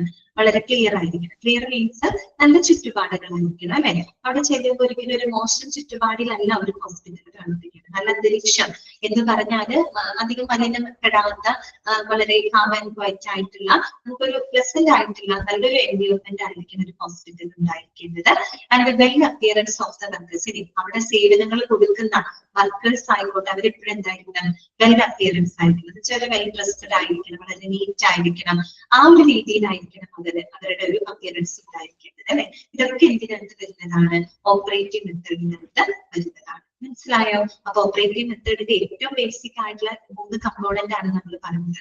ഏതൊക്കെയാ? Joyful and polite behaviour, quick and efficient treatment, clear environment and well appearance of the workers. ഈ പോയിന്റ് തന്നിട്ട് താഴെ തന്നിരിക്കുന്നതിൽ ഇതിൽ ഓപ്പറേറ്റീവ് മെത്തേഡ് ഏതാണ് നമുക്ക് ചോദിച്ചറിയണം. ഈ പറഞ്ഞ 3 ഓപ്പറേറ്റീവ് മെത്തേഡിനകത്ത് വരുന്നതാണ്. ഇതാണ് ഏറ്റവും ബേസിക് ആയിട്ടുള്ള കമ്പോണന്റ് ആയിട്ട് അവര് പറയുന്നത്. ഓക്കെ, അടുത്ത നോക്കാം. Some operations of improving operation of hospital in the community ലെവലാണ്. ഇനി ഇവയ്ക്ക് പുറമെ ഇതൊക്കെ നമ്മൾ ബേസിക് ആയിട്ടുള്ള കമ്പോണന്റ് ആണ് പറഞ്ഞത്, ഫണ്ടമെന്റൽ കമ്പോണന്റ് ആണ് ഇത് 3 പറഞ്ഞത്. ഇതിന് പുറമെ നല്ലൊരു ഓപ്പറേഷൻ അല്ലെങ്കിൽ നല്ലൊരു എന്താ പറയാ ഹോസ്പിറ്റലിന്റെ ഒരു ഓപ്പറേഷൻ നല്ല ഇംപ്രൂവ് ചെയ്യുന്നതിനായിട്ട് നമുക്ക് ഫോളോ ചെയ്യാവുന്ന മറ്റു ചില കാര്യങ്ങൾ എന്തൊക്കെയാണ്? ഓക്കെ, നല്ല പ്രവർത്തനം എന്ന് പറഞ്ഞല്ലോ. ഫണ്ടമെന്റൽ കമ്പോണൻസിന് പുറമെ മറ്റെന്തൊക്കെ ഫോളോ ചെയ്യാം? ഓക്കെ, എന്തൊക്കെയാണ് പറയുന്നത്? ഒന്നാമത്, A high quality patient care is the basis of a good public relation. ഒന്ന് അണ്ടർലൈൻ ചെയ്ത് വെക്കാം. A high quality patient care, that is the basis of good public relation. നല്ലൊരു പബ്ലിക് റിലേഷൻ ഉണ്ടാക്കിയെടുക്കുന്നതിന് ഏറ്റവും ഗുണനിലവാരമുള്ള ഒരു പരിചരണം ആർക്ക് പ്രൊവൈഡ് ചെയ്യണം? പേഷ്യൻസിനായിട്ട് പ്രൊവൈഡ് ചെയ്യണം. കുറെ സേവനങ്ങൾ കൊടുത്തുകൊണ്ട് മാത്രം കാര്യമില്ല, കൊടുക്കുന്ന സേവനം ഏറ്റവും ക്വാളിറ്റി ഉള്ളതായിരിക്കണം. അതാണ് അല്ലേ, അതാണ് പറഞ്ഞത് high quality patient care, that is the basis of good public relation. ആ ഒരു ഹോസ്പിറ്റലിൽ നല്ലൊരു പബ്ലിക് റിലേഷൻ ഉണ്ടാക്കണമെങ്കിൽ ആദ്യം എന്ത് വേണം? ഹൈ ക്വാളിറ്റി പേഷ്യന്റ് കെയർ അവർക്ക് പ്രൊവൈഡ് ചെയ്തിരിക്കണം. ഓക്കെ, രണ്ടാമത്തെ പോയിന്റ് എന്താണ് പറയുന്നത്? Sufficient physical facility with good functional layout. അതുപോലെ അത്യാവശ്യം നല്ല ഫിസിക്കൽ ഫെസിലിറ്റി ഉള്ള ഹോസ്പിറ്റൽ ആയിരിക്കണം അല്ലെ. എന്ന് പറഞ്ഞാൽ നല്ല ഭൗതിക സാഹചര്യം എന്ന് വെച്ചാൽ ആളുകൾ ഇപ്പൊ വരുമ്പോൾ അവർക്ക് ഇരിക്കാനും അല്ലെങ്കിൽ അവർക്ക് എന്താ പറയുക ടോയ്ലറ്റ് സൗകര്യങ്ങള് അല്ലെങ്കിൽ അവർക്ക് ഇരിക്കാനുള്ള എന്താ പറയാ ബെഞ്ചുകൾ, ചെയറുകള്, വെയിറ്റിംഗ് സ്പേസുകൾ ഇതൊക്കെ ഉണ്ടാവണം. ഇങ്ങനെയൊന്നും ഇല്ലാത്ത ഒരു ഹോസ്പിറ്റലിൽ പോകാനായിട്ട് ആളുകൾ ഇഷ്ടപ്പെടും? ഒരിക്കലും ഇഷ്ടപ്പെടില്ല. എല്ലാവർക്കും സൗകര്യമില്ല, നിൽക്കാൻ സ്ഥലമില്ല, കുടിക്കാൻ വെള്ളമില്ല, അല്ലെങ്കിൽ നമുക്കൊരു ഭയങ്കര കൺജസ്റ്റഡ് ആയിട്ടുള്ള ഒരു ഹോസ്പിറ്റലിൽ പോകാൻ ആരും ഇഷ്ടപ്പെടില്ല അല്ലെ. അതുകൊണ്ടാണ് പറയുന്നത് sufficient physical facility with good functional layout. അത്യാവശ്യം നല്ല ഫങ്ഷൻ ലേഔട്ട് വെച്ചാൽ നല്ല സൗകര്യങ്ങളും നല്ലതെന്ന് വെച്ചാൽ ഒരുപാട് അല്ല എങ്കിലും അത്യാവശ്യ സൗകര്യങ്ങളുള്ള ഫിസിക്കൽ ഫെസിലിറ്റികളൊക്കെ ഉണ്ടായിരിക്കണം. നമുക്ക് waiting room with benches or chairs, water, refreshment facility in out patient department, അങ്ങനെയൊക്കെയുള്ള സൗകര്യങ്ങളുണ്ട്. വെയിറ്റിംഗ് റൂം ഉണ്ടായിരിക്കണം, ബെഞ്ചസ് ആളുകൾക്ക് ഇരിക്കാനുള്ള ചെയർസ്, അതുപോലെ റിഫ്രഷ്മെന്റ് ഫെസിലിറ്റി, ടോയ്ലറ്റ് സൗകര്യങ്ങള്, വാട്ടർ സപ്ലൈ ഇതൊക്കെ ഉണ്ടായിരിക്കണം അല്ലെ. ഇങ്ങനെയുള്ള ഫിസിക്കൽ ഫെസിലിറ്റികളൊക്കെ ഒരു ഹോസ്പിറ്റലിൽ ഉണ്ടായിരിക്കണം. ഇതൊക്കെ ഓപ്പറേറ്റീവ് മെത്തേഡിന്റെ ഭാഗമാണ് കേട്ടോ. ഓക്കെ, പിന്നെന്താണ് പറയുന്നത്? മൂന്നാമത്തെ point, making others happy one must be happy himself. Good morality of workers not only improves efficiency but workers with high morality work in a positive manner with one another and also with the patients in the community. അതായത് നമ്മള് അവിടുത്തെ ജീവനക്കാരുടെ പെരുമാറ്റം അതും ഒരു important ഫാക്ടറാണ് അല്ലെ. അവര് പറയുന്നത് നമ്മള് മറ്റൊരാളെ ഹാപ്പി ആക്കണമെങ്കിൽ നമ്മൾ സ്വയം ഹാപ്പി ആയിരിക്കും. ശരിയാണ് അല്ലെ. നമ്മൾ ഹാപ്പി ആയിരുന്നാലല്ലേ നമുക്ക് മറ്റുള്ളവർക്കും ഒരു നല്ല ഹാപ്പിനെസ് കൊടുക്കാനായിട്ട് പറ്റുള്ളൂ. നമ്മൾ ദുഃഖിച്ചിരിക്കുകയാണെങ്കിൽ നമുക്ക് ഒരിക്കലും മറ്റൊരാളെ ഹാപ്പി ആക്കാൻ പറ്റില്ല അല്ലെ. അപ്പൊ അത് ഒരു കാര്യമാണ് അവർ പറഞ്ഞത്. അതായത് അവിടെ വർക്ക് ചെയ്യുന്ന ജീവനക്കാരുണ്ടല്ലോ അവരെപ്പോഴും വളരെ സെൽഫ് കോൺഫിഡന്റ് ആയിരിക്കണം. അതാണ് പറയുന്നത് good morality of workers not only improves efficiency. അവരെപ്പോഴും സാറ്റിസ്ഫൈഡ് ആയിരിക്കണം, അവര് നല്ല കോൺഫിഡന്റ് ആയിരിക്കും, നല്ല പ്രൊഫിഷ്യൻസി ഉള്ള ആളുകളായിരിക്കും. അപ്പൊ അങ്ങനെ ഒരു പോസിറ്റീവ് വൈബുള്ള അല്ലെങ്കിൽ ഒരു പോസിറ്റീവ് മാനറിൽ പ്രവർത്തിക്കുന്ന വർക്കേഴ്സ് എന്ന് പറഞ്ഞാൽ അവര് എന്താ പറഞ്ഞ പേഷ്യൻസിനോട് മാത്രമല്ല അവരുടെ കൂടെ വർക്ക് ചെയ്യുന്ന കൊളീഗ്സുമായിട്ടും നല്ലൊരു അറ്റ്മോസ്ഫിയർ നല്ലൊരു പോസിറ്റീവ് മാനറിലായിരിക്കും അവർ പെരുമാറുന്നത്. അപ്പൊ ജീവനക്കാരുടെ പെരുമാറ്റം അതൊരു ഇമ്പോർട്ടന്റ് ആയിട്ടുള്ളൊരു ഫാക്ടറാണ്. ഓക്കെ, ഇപ്പൊ എത്ര നല്ല ഹോസ്പിറ്റലാണ്, ഒരുപാട് ഫെസിലിറ്റികൾ ഉണ്ട്, ഒരുപാട് അത്യാധുനിക എന്താ പറയാ ട്രീറ്റ്മെന്റ് സൗകര്യങ്ങളൊക്കെ ഉണ്ട് ഹോസ്പിറ്റലിൽ. പക്ഷെ അവിടുത്തെ ജീവനക്കാര് മോശം രീതിയിലാണ് പെരുമാറുന്നതെങ്കിൽ കഴിഞ്ഞില്ലേ കാര്യം? അപ്പൊ നല്ലൊരു പബ്ലിക് റിലേഷൻ ഉണ്ടാവുമോ? ഇല്ല. അപ്പൊ അതാണ് അവിടെ ഉദ്ദേശിക്കുന്നത്. പിന്നെന്താണ്?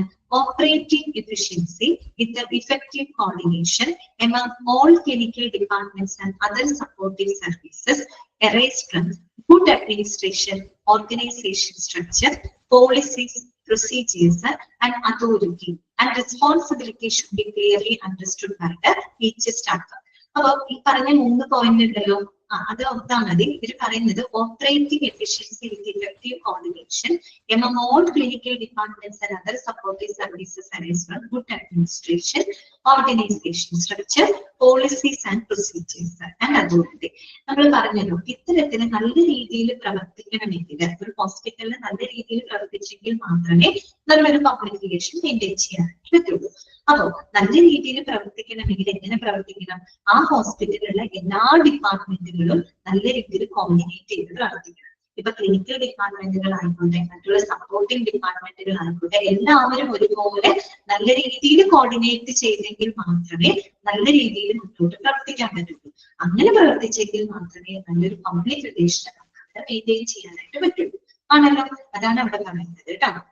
കോർഡിനേഷൻ എന്ന all clinical department and other supportive service. അങ്ങനെ എല്ലാ ഡിപ്പാർട്ട്മെന്റുകളും തമ്മിൽ നല്ലൊരു കോർഡിനേഷൻ ഉണ്ടാവണമെങ്കിൽ എന്ത് വേണം? നല്ലൊരു അഡ്മിനിസ്ട്രേഷൻ ആയിരിക്കും. അല്ലെ, നിങ്ങൾ പഠിക്കുന്ന അഡ്മിനിസ്ട്രേഷൻ ആണ്. അപ്പൊ നല്ലൊരു ഹോസ്പിറ്റൽ അഡ്മിനിസ്ട്രേഷൻ ആയിരിക്കണം, നല്ലൊരു ഓർഗനൈസേഷൻ സ്ട്രക്ചർ ആയിരിക്കണം, അതുപോലെ കൃത്യമായിട്ടുള്ള പോളിസികൾ, പ്രൊസീജിയറുകളൊക്കെ അവിടെ ഇംപ്ലിമെന്റ് ചെയ്തിരിക്കണം. എങ്കിൽ മാത്രമേ എല്ലാ ഡിപ്പാർട്ട്മെന്റുകളും തമ്മിൽ നല്ലൊരു കോർഡിനേഷൻ ഉണ്ടാവുള്ളൂ. ഓക്കെ, മനസ്സിലായല്ലോ അഡ്മിനിസ്ട്രേഷന്റെ പ്രാധാന്യം എത്രത്തോളം. നല്ലൊരു അഡ്മിനിസ്ട്രേഷൻ ആണെങ്കിൽ മാത്രമേ നല്ല രീതിയിൽ ആ ഹോസ്പിറ്റലിൽ പ്രവർത്തിക്കാനായിട്ട് സാധിക്കുള്ളൂ. അതുപോലെ നല്ല പോളിസികൾ, പ്രൊസീജിയറുകളൊക്കെ അവിടെ ഇംപ്ലിമെന്റ് ചെയ്തിരിക്കണം. പിന്നെ എന്ത് വേണം? Responsibility should be clearly understood by each staff. അവിടെ പ്രവർത്തിക്കുന്ന ഓരോ സ്റ്റാഫുകളും അവരുടെ റെസ്പോൺസിബിലിറ്റിയെ പറ്റിയിട്ട് അവര് എപ്പോഴും എന്തായിരിക്കണം? മനസ്സിലാക്കിയിരിക്കണം. അല്ലെ, ഇപ്പൊ നമ്മളവിടെ ഒരു ജോലിക്ക് കയറുന്ന സമയത്ത് നമ്മുടെ റെസ്പോൺസിബിലിറ്റി എന്താണെന്നുള്ളൊരു ഐഡിയ നമുക്ക് ഉണ്ടായിരിക്കണം. ആ ജോലിയുടെ കാരണം നമ്മൾ എന്തൊരു ചെറിയ ജോലിയാണെങ്കിൽ കൂടി നമ്മൾ ചെയ്യുന്ന ജോലി, നമ്മുടെ റെസ്പോൺസിബിലിറ്റി എന്താണ് എന്നതിനെ പറ്റി കൃത്യമായിട്ടുള്ള ബോധ്യം നമുക്ക് ഉണ്ടാവണം. എങ്കിൽ മാത്രമേ നമുക്ക് ആ ഒരു ജോലിയോട് നീതി പുലർത്തി പ്രവർത്തിക്കാനായിട്ട് പറ്റൂ. നിങ്ങൾ പ്രാക്ടിക്കലി വരുന്ന സമയത്ത് ഇതൊക്കെ നിങ്ങൾ മനസ്സിലാക്കണം. അഡ്മിനിസ്ട്രേഷൻ ഒരു ഹോസ്പിറ്റലിൽ കയറുന്ന സമയത്ത് നിങ്ങൾ എന്ത് പൊസിഷനാണ് നിങ്ങൾക്ക് കിട്ടുന്നത്, അതിന്റെ റെസ്പോൺസിബിലിറ്റി എന്താണ്, അത് കൃത്യമായി മനസ്സിലാക്കിക്കൊണ്ട് നിങ്ങൾ ഓരോരുത്തരും മുന്നിൽ പ്രവർത്തിക്കണം. ഓക്കെ, അതാണ് അവിടെ പറയുന്നത് കേട്ടോ. ഇത്രയേ ഉള്ളൂ, വലിയ കാര്യം നല്ല കുറെ ഇങ്ങനെ എന്താ പറയാ തിയറി ഇങ്ങനെ എഴുതി വെച്ചേക്കുന്നത് മാത്രമേ ഉള്ളൂ കേട്ടോ. അപ്പൊ ഓപ്പറേറ്റീവ് മെത്തേഡ് എന്ന് വെച്ചാൽ നല്ല പ്രവർത്തനങ്ങളാണ്. അതിൽ വരുന്ന കമ്പോണന്റുകൾ എന്തൊക്കെയാണ്? വളരെ ജോബ്ഫുൾ ആയിട്ട് പൊളൈറ്റ് ആയിട്ട് ബിഹേവ് ചെയ്യുക, ഏറ്റവും ക്വിക്ക് ആയിട്ട് എഫിഷ്യന്റ് ആയിട്ട് ട്രീറ്റ്മെന്റുകൾ കൊടുക്കുക. പിന്നെ നമ്മൾ എന്താ പറഞ്ഞത്? വേറൊരു പോയിന്റ് എന്താ പറഞ്ഞത്? Clear environment and well appearance of the workers. അല്ലെ, നല്ല അന്തരീക്ഷമായിരിക്കണം. അവിടെ വർക്ക് ചെയ്യുന്ന ജീവനക്കാരാണെങ്കിൽ അവർ വെൽ ഡ്രസ്ഡ് ആയിരിക്കണം, വെൽ അപ്പിയറൻസ് ആയിരിക്കണം. നമ്മുടെ ലുക്കിലൊരു പ്രധാനപ്പെട്ട കാര്യം അല്ലെ, നമ്മുടെ ഡ്രസ്സ്, നമ്മുടെ പേഴ്സണാലിറ്റി, അതെപ്പോഴും നമ്മൾ ശ്രദ്ധിക്കണം. അല്ലെ, നമ്മളൊരു ജോലിക്ക് പോകുന്ന സമയത്ത് ഇപ്പോഴും വെൽ ഡ്രസ്ഡ് ആയിട്ട് വേണം നമ്മള് ജോലിക്ക് പോകാനായിട്ട്. അല്ലെ, അപ്പൊ അതൊക്കെ നമ്മുടെ മറ്റൊരാളുകളുടെ നല്ലൊരു ഇംപ്രഷൻ ഉണ്ടാക്കുന്ന കാര്യങ്ങളാണ്. അതൊക്കെ ഒന്ന് ശ്രദ്ധിക്കണം കേട്ടോ. അപ്പൊ അതാണ് നമ്മൾ പറയുന്നത് ഓപ്പറേറ്റീവ് മെത്തേഡ്സ്. ക്ലിയർ ആയില്ല? ക്ലിയർ അല്ലേ? പറഞ്ഞ കാര്യങ്ങൾ ഓക്കെ അല്ലേ? മനസ്സിലായില്ലേ? ഈ ചാപ്റ്ററുകൾ പഠിക്കുമ്പോൾ വലിയ രസമൊന്നും തോന്നില്ല കേട്ടോ, ഭയങ്കര ബോറിംഗ് ആയിരിക്കും. ഇത് ഒരു തുടക്കം മാത്രമാണ്. ഇതിന്റെ ബാക്കിലോട്ട് ഇനി ഒരു എന്താ പറയുക കുറെ വരുന്നുണ്ട് ചാപ്റ്റേഴ്സ്. അത് ഇങ്ങനെ കേട്ടിരിക്കുമ്പോ തന്നെ നിങ്ങൾക്ക് ഭയങ്കര ഒരു ബോറിംഗ് ആയിട്ട് ഫീൽ ചെയ്യും കേട്ടോ. ഉറപ്പൊക്കെ ഉണ്ട്, അതൊക്കെ മനസ്സിലുണ്ടാവാം. പക്ഷെ എന്തായാലും നമുക്ക് പഠിക്കാണ്ട് പറ്റില്ല. ഇങ്ങനെ ആയിരിക്കും കേട്ടോ ഈ ചാപ്റ്ററുകളുടെ രീതി അങ്ങനെയാണ്. അടുത്ത കേട്ടോ, നെക്സ്റ്റ്. അപ്പൊ ഒന്നാമത്തെ മെത്തേഡ് നിങ്ങൾക്ക് ക്ലിയർ ആണെന്ന് വിചാരിക്കുന്നു കേട്ടോ, ഓപ്പറേറ്റീവ് മെത്തേഡ് കേട്ടോ.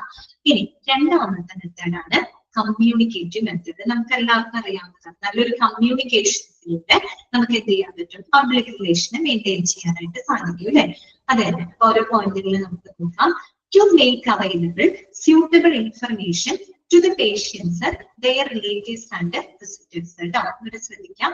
To make available suitable information to the patients, their relatives and visitors. അതായത് നമ്മൾ ഈ പറയുന്ന ഹോസ്പിറ്റലിൽ വരുന്ന പേഷ്യൻസ്, അതുപോലെ അവരുടെ റിലേറ്റീവ്സ് ആയിക്കോട്ടെ, മറ്റുള്ള വിസിറ്റേഴ്സ് ആയിക്കോട്ടെ, അവർക്ക് എപ്പോഴും വളരെ അനുയോജ്യമായിട്ടുള്ള ഇൻഫർമേഷൻസ് അവൈലബിൾ ആക്കി കൊടുക്കുക. അവരെന്താണോ ആവശ്യപ്പെട്ട് വരുന്നത് അത് കറക്റ്റ് ആയിട്ട് മനസ്സിലാക്കി അതിനനുസരിച്ചിട്ടുള്ള കമ്മ്യൂണിക്കേഷൻ അവരായിട്ട് നടത്താം. ഓക്കെ, അതാണ് അവിടെ ഉദ്ദേശിക്കുന്നത്. അവരെന്ത് ഓരോരുത്തരും വരുന്ന പല പല ആവശ്യങ്ങളായിരിക്കാം, പല എൻക്വയറീസ് ആയിട്ടായിരിക്കാം ഒരു ഹോസ്പിറ്റലിൽ ആളുകൾ വരുന്നത്. ആ സമയത്ത് അവരെന്താണ് ആവശ്യപ്പെടുന്നത് അതിന് സ്യൂട്ടബിൾ ആയിട്ടുള്ള ഇൻഫർമേഷൻസ് നമുക്ക് കമ്മ്യൂണിക്കേറ്റ് ചെയ്യും. ഓക്കെ, പിന്നെന്താണ് a provision to listen to the oral complaints instead of compelling on written one. എന്താണ് പറയുന്നത്? A provision to listen to oral complaints instead of compelling on written one. അതായത് നമ്മൾ രേഖാമൂലമുള്ള പരാതികൾ നിർബന്ധമാക്കാതെ വാക്കാലുള്ള പരാതികൾ കേൾക്കാനുള്ള ഒരു വ്യവസ്ഥ ഉണ്ടായിരിക്കണം ഹോസ്പിറ്റലിൽ. എന്താണ് പറയുന്നത്? രേഖാമൂലമുള്ള പരാതികൾ നിർബന്ധമാക്കാതെ വാക്കാലുള്ള പരാതികൾ കേൾക്കാനുള്ള ഒരു വ്യവസ്ഥയും കൂടെ ഇവിടെ ഉണ്ടായിരിക്കണം, ഹോസ്പിറ്റലിൽ ഉണ്ടായിരിക്കണം. നിങ്ങളൊന്ന് ആലോചിച്ച് നോക്കിയേ, ഇപ്പൊ ഹോസ്പിറ്റലിൽ വരുന്ന ആൾക്കാർ ഇല്ലിറ്ററേറ്റ് ആയിട്ടുള്ള ആളുകളാണെന്ന് വിചാരിക്കാം, വിദ്യാഭ്യാസമില്ല, എഴുതാൻ അറിയില്ല, വായിക്കാൻ അറിയില്ല, അങ്ങനെയുള്ള ആളുകൾ വന്നിട്ട് അവർക്ക് എന്തെങ്കിലും ഒരു പ്രശ്നങ്ങളായിട്ട് വരുമ്പോൾ നമ്മൾ പറയാൻ അവരോട് രേഖാമൂലം എഴുതി തരാൻ പറഞ്ഞത് സാധിക്കുന്നവർക്ക് ഒരിക്കലും സാധിക്കില്ല അല്ലെ? പബ്ലിക് എന്ന് പറയുമ്പോൾ ഒരുപാട് ആളുകളുണ്ട്. ഏറ്റവും താഴേക്കിടയിലുള്ള ആളുകൾ തൊട്ട് ഏറ്റവും ഹൈ ലെവലിൽ വരെയുള്ള ഒരുപാട് ആളുകൾ ഡീൽ ചെയ്യേണ്ടതായിട്ട് വരും. അപ്പൊ അതിന് വിദ്യാഭ്യാസമില്ലാത്ത ആൾക്കാരുണ്ടായിരിക്കും, എഴുതാൻ അറിയാതെ, വായിക്കാൻ അറിയാത്തത്, ഒന്നും അറിയാത്ത ആളുകൾ വരെ ഉണ്ടായിരിക്കും. അപ്പോ അങ്ങനെ ആളുകൾ വരുമ്പോ അവരോട് നമ്മൾ രേഖാമൂലമുള്ള പരാതികൾ എഴുതി തരാൻ പറയരുത്. അവർക്ക് പറയാനാണെന്ന് വെച്ചാൽ പറയുക, അത് നമ്മൾ കേൾക്കുക, അതിനനുസരിച്ചിട്ടുള്ള എന്താ പറയുക കാര്യങ്ങൾ അവർക്ക് ചെയ്തു കൊടുക്കുക. അതുകൊണ്ടാണ് അവർ പറഞ്ഞത്. അതായത് എങ്ങനെയൊക്കെ നമുക്ക് പബ്ലിക് റിലേഷന് നല്ല രീതിയിൽ മെയിൻറ്റെയിൻ ചെയ്യാൻ പറ്റും, അതിന് സാധ്യമായിട്ടുള്ള എല്ലാ മാർഗങ്ങളും നമ്മൾ ഉപയോഗപ്പെടുത്താം. അപ്പൊ അതിലൊന്നാണ് ഇത് പറഞ്ഞത് കേട്ടോ, provision to the listen to oral complaints instead of company on written. Clear ആണല്ലോ പറഞ്ഞത്. മൂന്നാമത്തെ പോയിന്റ് ഇതാണ് സ്വിച്ച് റിപ്ലൈ ടു ക്വസ്റ്റ്യൻസ്. അവർ ചോദിക്കുന്ന ചോദ്യങ്ങൾക്ക് പെട്ടെന്ന് തന്നെ നമ്മൾ മറുപടി കൊടുക്കുക കേട്ടോ, ഡിലേ വരുത്താതെ അവരെന്താണ് ആവശ്യപ്പെടുന്നത് അതിനനുസരിച്ച്. ഇതൊക്കെ നല്ല പബ്ലിക് റിലേഷൻ മെയിൻറ്റെയിൻ ചെയ്യാനുള്ള മാർഗങ്ങളാണ്. നമ്മളൊരു കാര്യം ചോദിച്ചു, നമുക്ക് ഒരുപാട് സമയം കഴിഞ്ഞ് ഒരുപാട് ഡിലേ ചെയ്ത് നമുക്ക് ഇൻഫർമേഷൻ കിട്ടുന്നത്, നമുക്ക് അതൊക്കെ ഒരു എന്താ പറയുക ബുദ്ധിമുട്ടുണ്ടാകും. ഇതൊക്കെ ശ്രദ്ധിക്കേണ്ട കാര്യങ്ങളാണ്, മൈന്യൂട്ട് ആയിട്ടുള്ള കാര്യങ്ങളാണ്, പക്ഷെ ഇതൊക്കെ വേണം. Okay, switch reply to questions. അടുത്ത പോയിന്റ് ഇതാണ് provision of suggestion box at A suitable place. അത് അനുയോജ്യമായിട്ടുള്ള സ്ഥലത്ത് സജക്ഷൻ ബോക്സുകൾ സ്ഥാപിക്കാം. കമ്മ്യൂണിക്കേറ്റ് ചെയ്യാനുള്ള മാർഗമാണ് അല്ലെ? ഇപ്പൊ നേരിട്ട് വന്ന ചില ആളുകൾക്ക് നേരിട്ട് വന്ന് പറയാൻ ബുദ്ധിമുട്ടുണ്ടാവും, അല്ലെങ്കിൽ പേര് വെളിപ്പെടുത്താൻ ബുദ്ധിമുട്ടുണ്ടാവും. അങ്ങനെയുള്ളവർക്കായിട്ട് സജക്ഷൻ ബോക്സുകൾ അത് വെക്കാം. നിങ്ങൾ കണ്ടിട്ടുണ്ടാവും അല്ലെ? ഹോസ്പിറ്റലിൽ മാത്രമല്ല മറ്റു പല ഓഫീസിലൊക്കെ നിങ്ങൾ കണ്ടിട്ടുണ്ടാവും സജക്ഷൻ ബോക്സ്. അപ്പൊ അവിടെ നമുക്ക് പബ്ലിക്കിന് ആർക്ക് വേണമെങ്കിൽ നമുക്ക് എന്തെങ്കിലും അഭിപ്രായങ്ങളൊക്കെ ഉണ്ടെങ്കിൽ നമ്മൾക്ക് പേരൊന്നും എഴുതണമെങ്കിൽ നമുക്ക് സജക്ഷൻസ് ഒക്കെ നമുക്ക് അതിന് വളരെ പ്രൈവറ്റ് ആയിട്ട് വളരെ കോൺഫിഡൻഷ്യൽ ആയിട്ട് നമുക്ക് അവിടെ വെക്കാവുന്നതാണ് അല്ലെ? ഇതൊക്കെ എന്തിൽ വരുന്നതാണ്? കമ്മ്യൂണിക്കേറ്റീവ് മെത്തേഡിനകത്ത് വരുന്നതാണ് കേട്ടോ. Provision of suggestion box at suitable place. Next point ഇതാണ് visual communication, film shows, exhibitions and hospital brochure എന്നാണ് കേട്ടോ. ബ്രോഷർ എന്നാണ് BROCHUR കേട്ടോ, ഒന്ന് തിരുത്തണം കേട്ടോ. ബ്രോഷർ എന്നാണ് കേട്ടോ, BROCHUR. ഓക്കെ, അതായത് visual communication, film shows, exhibitions and hospital brochure are to be exhibited. Visual communication അറിയാലോ, TV, റേഡിയോ, ഇന്റർനെറ്റ് ബേസ്ഡ് ആയിട്ടുള്ള പോർട്ടൽസ് ഒക്കെ ഇപ്പൊ ധാരാളം ഉണ്ട് അല്ലെ? സോഷ്യൽ മീഡിയ പ്ലാറ്റ്ഫോമുകള്, ഈ രീതിയിലുള്ള വിഷ്വൽ കമ്മ്യൂണിക്കേഷൻ, ഫിലിം ഷോസുകള് അല്ലെ? ഇപ്പൊ ആഡുകളൊക്കെ ഇറക്കില്ലേ, ഹോസ്പിറ്റലിനെ പറ്റിയിട്ടുള്ള പരസ്യങ്ങൾ ഇറക്കുക, അവരുടെ സേവനങ്ങളെ പറ്റിയിട്ടുള്ള ഫിലിം ഷോകള്, എക്സിബിഷൻസ് അറിയാലോ, പ്രദർശനങ്ങൾ അല്ലെ? ഇപ്പൊ നമ്മൾ ഫെസ്റ്റിവൽ ഒക്കെ വരുന്ന സമയത്ത് ഹോസ്പിറ്റൽ മെഡിക്കൽ എക്സിബിഷൻസ് ഒക്കെ നടത്താറുണ്ട് അല്ലെ? ഓക്കെ, അത്തരത്തിലുള്ള മെഡിക്കൽ എക്സിബിഷൻസുകള്, അതുപോലെ ഹോസ്പിറ്റൽ ബ്രോഷർ കണ്ടിട്ടില്ലേ നിങ്ങൾ? ഹോട്ടലിലൊക്കെ പോകുമ്പോൾ ബ്രോഷർ കണ്ടിട്ടില്ല? ആ ഹോട്ടലിനെ പറ്റിയുള്ള എല്ലാ വിവരങ്ങളും നമുക്ക് ആ ബ്രോഷർ കാണിച്ചാൽ മനസ്സിലാവും. എന്നതുപോലെ ഹോസ്പിറ്റലിന്റെ ബ്രോഷർ ഉണ്ടായിരിക്കും. ആ ഹോസ്പിറ്റലിനെ പറ്റിയിട്ട് അവിടെയുള്ള ഡോക്ടേഴ്സുകള്, അവരുടെ സേവനങ്ങള്, അതിനെ പറ്റിയൊക്കെ രേഖപ്പെടുത്തുന്ന ചെറിയൊരു ബ്രോഷർ, ഇതൊക്കെ എക്സിബിറ്റ് ചെയ്യും. ഇതൊക്കെ എന്താണ്? കമ്മ്യൂണിക്കേഷൻ മെത്തേഡാണ്. ഈ രീതിയിലൊക്കെ നമുക്ക് പബ്ലിക്കായിട്ട് എന്ത് ചെയ്യാൻ പറ്റും? കമ്മ്യൂണിക്കേറ്റ് ചെയ്യാനായിട്ട് പറ്റും അല്ലെ? അപ്പൊ അങ്ങനെ നമുക്ക് പബ്ലിക് റിലേഷന് മെയിൻറ്റെയിൻ ചെയ്യാനായിട്ട് സാധിക്കും. Okay, visual communications, film shows, exhibitions and hospital brochure are to be exhibited. Okay. അടുത്ത പോയിന്റ് ഇതാണ് സ്കൂൾ ടീച്ചേഴ്സ്, സ്റ്റുഡൻസ്, ഹൗസ് വൈഫ്സ് and members of women's organization and religious leaders can conduct the hospital tours. എന്താണ് പറയുന്നത്? നമ്മളിപ്പോ സ്കൂൾ ടീച്ചേഴ്സ് ഒക്കെ സ്റ്റുഡൻസിനെ കൊണ്ടുപോവാം, അല്ലെങ്കിൽ ഇപ്പൊ റിലീജിയസ് ലീഡേഴ്സ് ഒക്കെ ഉണ്ട്. ഇപ്പൊ എനിക്ക് തോന്നുന്നു സോഷ്യൽ മീഡിയാസ് ഒക്കെ ഉള്ളത് കൊണ്ട് തന്നെ ഒരുപാട് കൂട്ടായ്മകൾ ഉണ്ടല്ലോ, വാട്സപ്പ് ഗ്രൂപ്പുകളുണ്ട്, ഒത്തിരി കൂട്ടായ്മകളുണ്ട്. അപ്പോ പ്രത്യേകിച്ച് ഇങ്ങനെയുള്ള കൂട്ടായ്മകളിൽ നിന്നൊക്കെ ഇടയ്ക്കൊക്കെ ഒരു ഹോസ്പിറ്റൽ വിസിറ്റ് ഒക്കെ നടത്താം. ഹോസ്പിറ്റൽ ടൂർ എന്ന് പറയുമ്പോൾ ടൂർ ഇൻ ദ സെൻസ് ഉദ്ദേശിക്കുന്ന ഹോസ്പിറ്റൽ വിസിറ്റിംഗ് നടത്താം. അപ്പൊ എന്ത് ചെയ്യാൻ പറ്റും? പബ്ലിക്കിന് ഹോസ്പിറ്റലുമായിട്ട് മീറ്റ് ചെയ്യാനുള്ള ഒരു അവസരം ഇവിടെ കിട്ടും. അപ്പൊ അതിലൂടെ നമുക്ക് നല്ല പബ്ലിക് റിലേഷൻ മെയിൻറ്റെയിൻ ചെയ്യാം. അതാണ് ഉദ്ദേശിക്കുന്നത്. അപ്പൊ സ്കൂളിൽ നിന്നാണെങ്കിൽ സ്കൂൾ ടീച്ചേഴ്സ്, സ്റ്റുഡൻസിനെ കൊണ്ട് ഹൗസ് വൈഫ്സ്, റെസിഡൻഷ്യൽ മെമ്പേഴ്സ് ഒക്കെ ഉണ്ടായിരിക്കും. റെസിഡൻഷ്യൽ ഏരിയകളിൽ നിന്നൊക്കെ മെമ്പേഴ്സ് ഓഫ് വുമൻസ് ഓർഗനൈസേഷന്, അതുപോലെ റിലീജിയസ് ലീഡേഴ്സ്, ഇങ്ങനെയുള്ള ആളുകൾക്ക് കൂട്ടായ്മകൾക്കൊക്കെ ഇടയ്ക്ക് ഒരു ഹോസ്പിറ്റൽ വിസിറ്റ് ഒക്കെ നടത്താം. അങ്ങനെയൊക്കെ നമുക്ക് ഹോസ്പിറ്റലിലെ സേവനങ്ങളെ പറ്റി ഡയറക്റ്റ് കാണാനും മനസ്സിലാക്കാനൊക്കെ സാധിക്കും. അതിലൂടെ ഒരു പബ്ലിക് റിലേഷൻ അവിടെ എന്തുണ്ടാകുന്നുണ്ട്? മെയിൻറ്റെയിൻ ചെയ്യുന്നുണ്ട്. ഓക്കെ, അടുത്തതാണ് to hold an annual hospital day or open day house where the public can show every aspect of the hospital operation that include some of the highly technical functions. ഒന്നുകൂടെ വായിക്കാം, ശ്രദ്ധിച്ചു കേൾക്കാം. To hold an annual hospital day or open day house where the public can be shown every aspect of the hospital operation that include some of the highly technical functions. അതായത് ഒരു ഹോസ്പിറ്റലിന്റെ ഇപ്പൊ സാങ്കേതികമായിട്ടുള്ള functions ഉൾപ്പെടെ ഒരു എന്താ പറയാ ഹോസ്പിറ്റലിന്റെ പ്രവർത്തനങ്ങള് പൊതുജനങ്ങൾക്ക് നേരിട്ട് കണ്ട് മനസ്സിലാക്കുന്നതിനായിട്ട് ആനുവൽ ഹോസ്പിറ്റൽ ഡേ, അതുപോലെ ഓപ്പൺ ഡേ ഹൗസുകളൊക്കെ കണ്ടക്ട് ചെയ്യാം. ഓപ്പൺ ഡേ ഹൗസ് എന്ന് പറഞ്ഞാൽ എന്താ? നമ്മൾ സ്കൂളിൽ പറയില്ലേ ഓപ്പൺ ഡേ ഹൗസ് എന്ന് പറയാറില്ലേ? എന്താണ് ആ ദിവസത്തിന്റെ അന്നത്തെ ദിവസം കുട്ടികളുടെ മാതാപിതാക്കളൊക്കെ നേരിട്ട് സ്കൂളിൽ പോകുന്നത്, ടീച്ചേഴ്സുമായിട്ട് നേരിട്ട് കണ്ട് സംസാരിക്കും എന്നതുപോലെ തന്നെയാണ് ഓപ്പൺ ഡേ ഹൗസ് ഹോസ്പിറ്റലിൽ ഉദ്ദേശിക്കുന്നത് കേട്ടോ. ഹോസ്പിറ്റലിൽ ഒരു ഓപ്പൺ ഡേ ഹൗസ് ഒരു ഹോസ്പിറ്റലിന്റെ ആനുവൽ ഡേ തന്നെയാണ്. ഒരു ആനിവേഴ്സറി ആഘോഷിക്കുന്ന സമയത്ത് പൊതുജനങ്ങൾക്ക് ആയിട്ട് ഒരു ചെറിയൊരു എന്താ പറയുക ഓപ്പൺ ഡേ ഹൗസ് വേണമെങ്കിൽ ഹോസ്പിറ്റലിൽ കണ്ടക്ട് ചെയ്യാം. അപ്പൊ പൊതുജനങ്ങൾക്ക് നേരിട്ട് ഹോസ്പിറ്റലിൽ വരാനും അല്ലെങ്കിൽ അങ്ങനത്തെ സേവനങ്ങൾ വേണമെങ്കിൽ ഫ്രീ ആയിട്ട് കൊടുക്കാം അല്ലെ. അപ്പൊ പൊതുജനങ്ങൾക്ക് ആ ഹോസ്പിറ്റലിൽ വരാനും അവിടുത്തെ കാര്യങ്ങൾ മനസ്സിലാക്കാൻ, അവിടുത്തെ സേവനങ്ങളെ പറ്റിയിട്ട് കൂടുതൽ അവർക്ക് അറിയാൻ സാധിക്കും. അതാണ് അവർ പറയുന്നത്. ഹോസ്പിറ്റലിന്റെ സാങ്കേതിക പ്രവർത്തനങ്ങൾ ഉൾപ്പെടെ എല്ലാ പ്രവർത്തനങ്ങളെയും പൊതുജനങ്ങൾക്ക് നേരിട്ട് കണ്ട് മനസ്സിലാക്കുന്നതിനായിട്ട് ഓപ്പൺ ഡേ ഹൗസുകള് അല്ലെങ്കിൽ ഹോസ്പിറ്റൽ ആനുവൽ ഡേ സെലിബ്രേഷൻസ് ഒക്കെ നടത്താം. അപ്പൊ ആളുകൾ കൂടുതൽ അതിനെ പറ്റി അറിയാം. ആളുകൾ വരും, ഹോസ്പിറ്റലിൽ വരും, അവരെ മനസ്സിലാക്കും, എങ്ങനെ ഫെസിലിറ്റികൾ ഉണ്ടെന്ന് അവർ കൂടുതൽ അറിയും. അപ്പൊ അതിലൂടെയൊക്കെ ഒരു പബ്ലിക് റിലേഷൻ അവിടെ നല്ല രീതിയിൽ എന്ത് ചെയ്യാൻ പറ്റും? നമുക്ക് മെയിൻറ്റെയിൻ ചെയ്യാനായിട്ട് സാധിക്കും. ഓക്കെ, അതാണ് ഉദ്ദേശിക്കുന്നത് കേട്ടോ. അടുത്തെന്താണ്? Using mass media that would be helpful to improve the public relation. പിന്നെ ഏറ്റവും നല്ല മാർഗം എന്താണ്? മാസ് മീഡിയ, TV, അതുപോലെ തന്നെ റേഡിയോ അല്ലെ, ഇങ്ങനെയുള്ള സൗകര്യങ്ങൾ, അതുപോലെ internet based conference, newspapers, ഇതിലൂടെയൊക്കെ നമുക്ക് എന്ത് ചെയ്യാൻ പറ്റും? പബ്ലിക്കിലേക്ക് കമ്മ്യൂണിക്കേറ്റ് ചെയ്യാനായിട്ട് സാധിക്കും. അങ്ങനെ നമുക്ക് ഹോസ്പിറ്റലിലെ സേവനങ്ങളെ പറ്റിയിട്ട് പൊതുജനങ്ങളിലേക്ക് എത്തിക്കാനായിട്ട് സാധിക്കും. ഈ പറഞ്ഞതെല്ലാം തന്നെ കമ്മ്യൂണിക്കേറ്റിംഗ് മെത്തേഡ്സിന്റെ ഭാഗങ്ങളാണ്. ഓക്കെ, ക്ലിയർ ആയി പറഞ്ഞത്?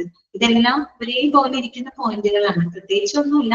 നല്ല കമ്മ്യൂണിക്കേഷനിലൂടെ എങ്ങനെയൊക്കെ കമ്മ്യൂണിക്കേറ്റ് ചെയ്യാൻ നമുക്ക് ടിവിയിലൂടെ, റേഡിയോയിലൂടെ, ന്യൂസ് പേപ്പറിലൂടെ, അല്ലെങ്കിൽ ഓപ്പൺ ഡേ ഹൗസ് നടത്താം, എക്സിബിഷൻസ് നടത്താം, അല്ലെങ്കിൽ ഇടയ്ക്ക് പൊതുജനങ്ങൾക്ക് ഹോസ്പിറ്റൽ വിസിറ്റ്, ടൂർ ഹോസ്പിറ്റൽ വിസിറ്റിങ്ങിനുള്ള അവസരങ്ങൾ കൊടുക്കാം. ഇതിലൂടെയൊക്കെ നമുക്ക് പൊതുജനങ്ങളായിട്ട് എന്ത് ചെയ്യാൻ പറ്റും? കമ്മ്യൂണിക്കേറ്റ് ചെയ്യാനായിട്ട് സാധിക്കും. ക്ലിയർ ആയോ പറഞ്ഞത്? ഓക്കെ ആണോ? മനസ്സിലായോ?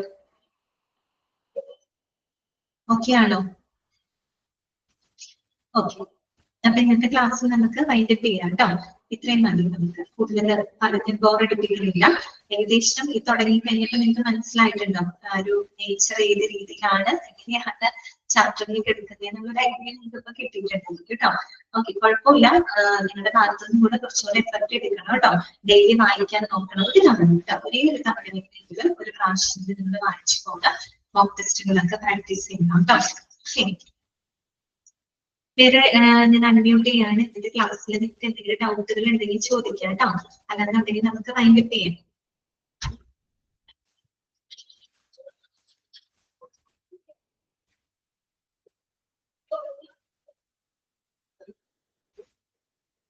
എല്ലാവരും സുഖമായിട്ട് ഇരിക്കുന്നില്ലേ?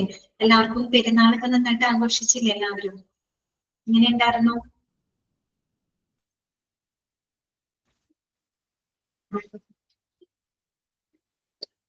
ഓക്കെ ഓക്കെ, താങ്ക് യു കേട്ടോ. നെക്സ്റ്റ് ക്ലാസ്സിൽ നമുക്ക് കാണാം.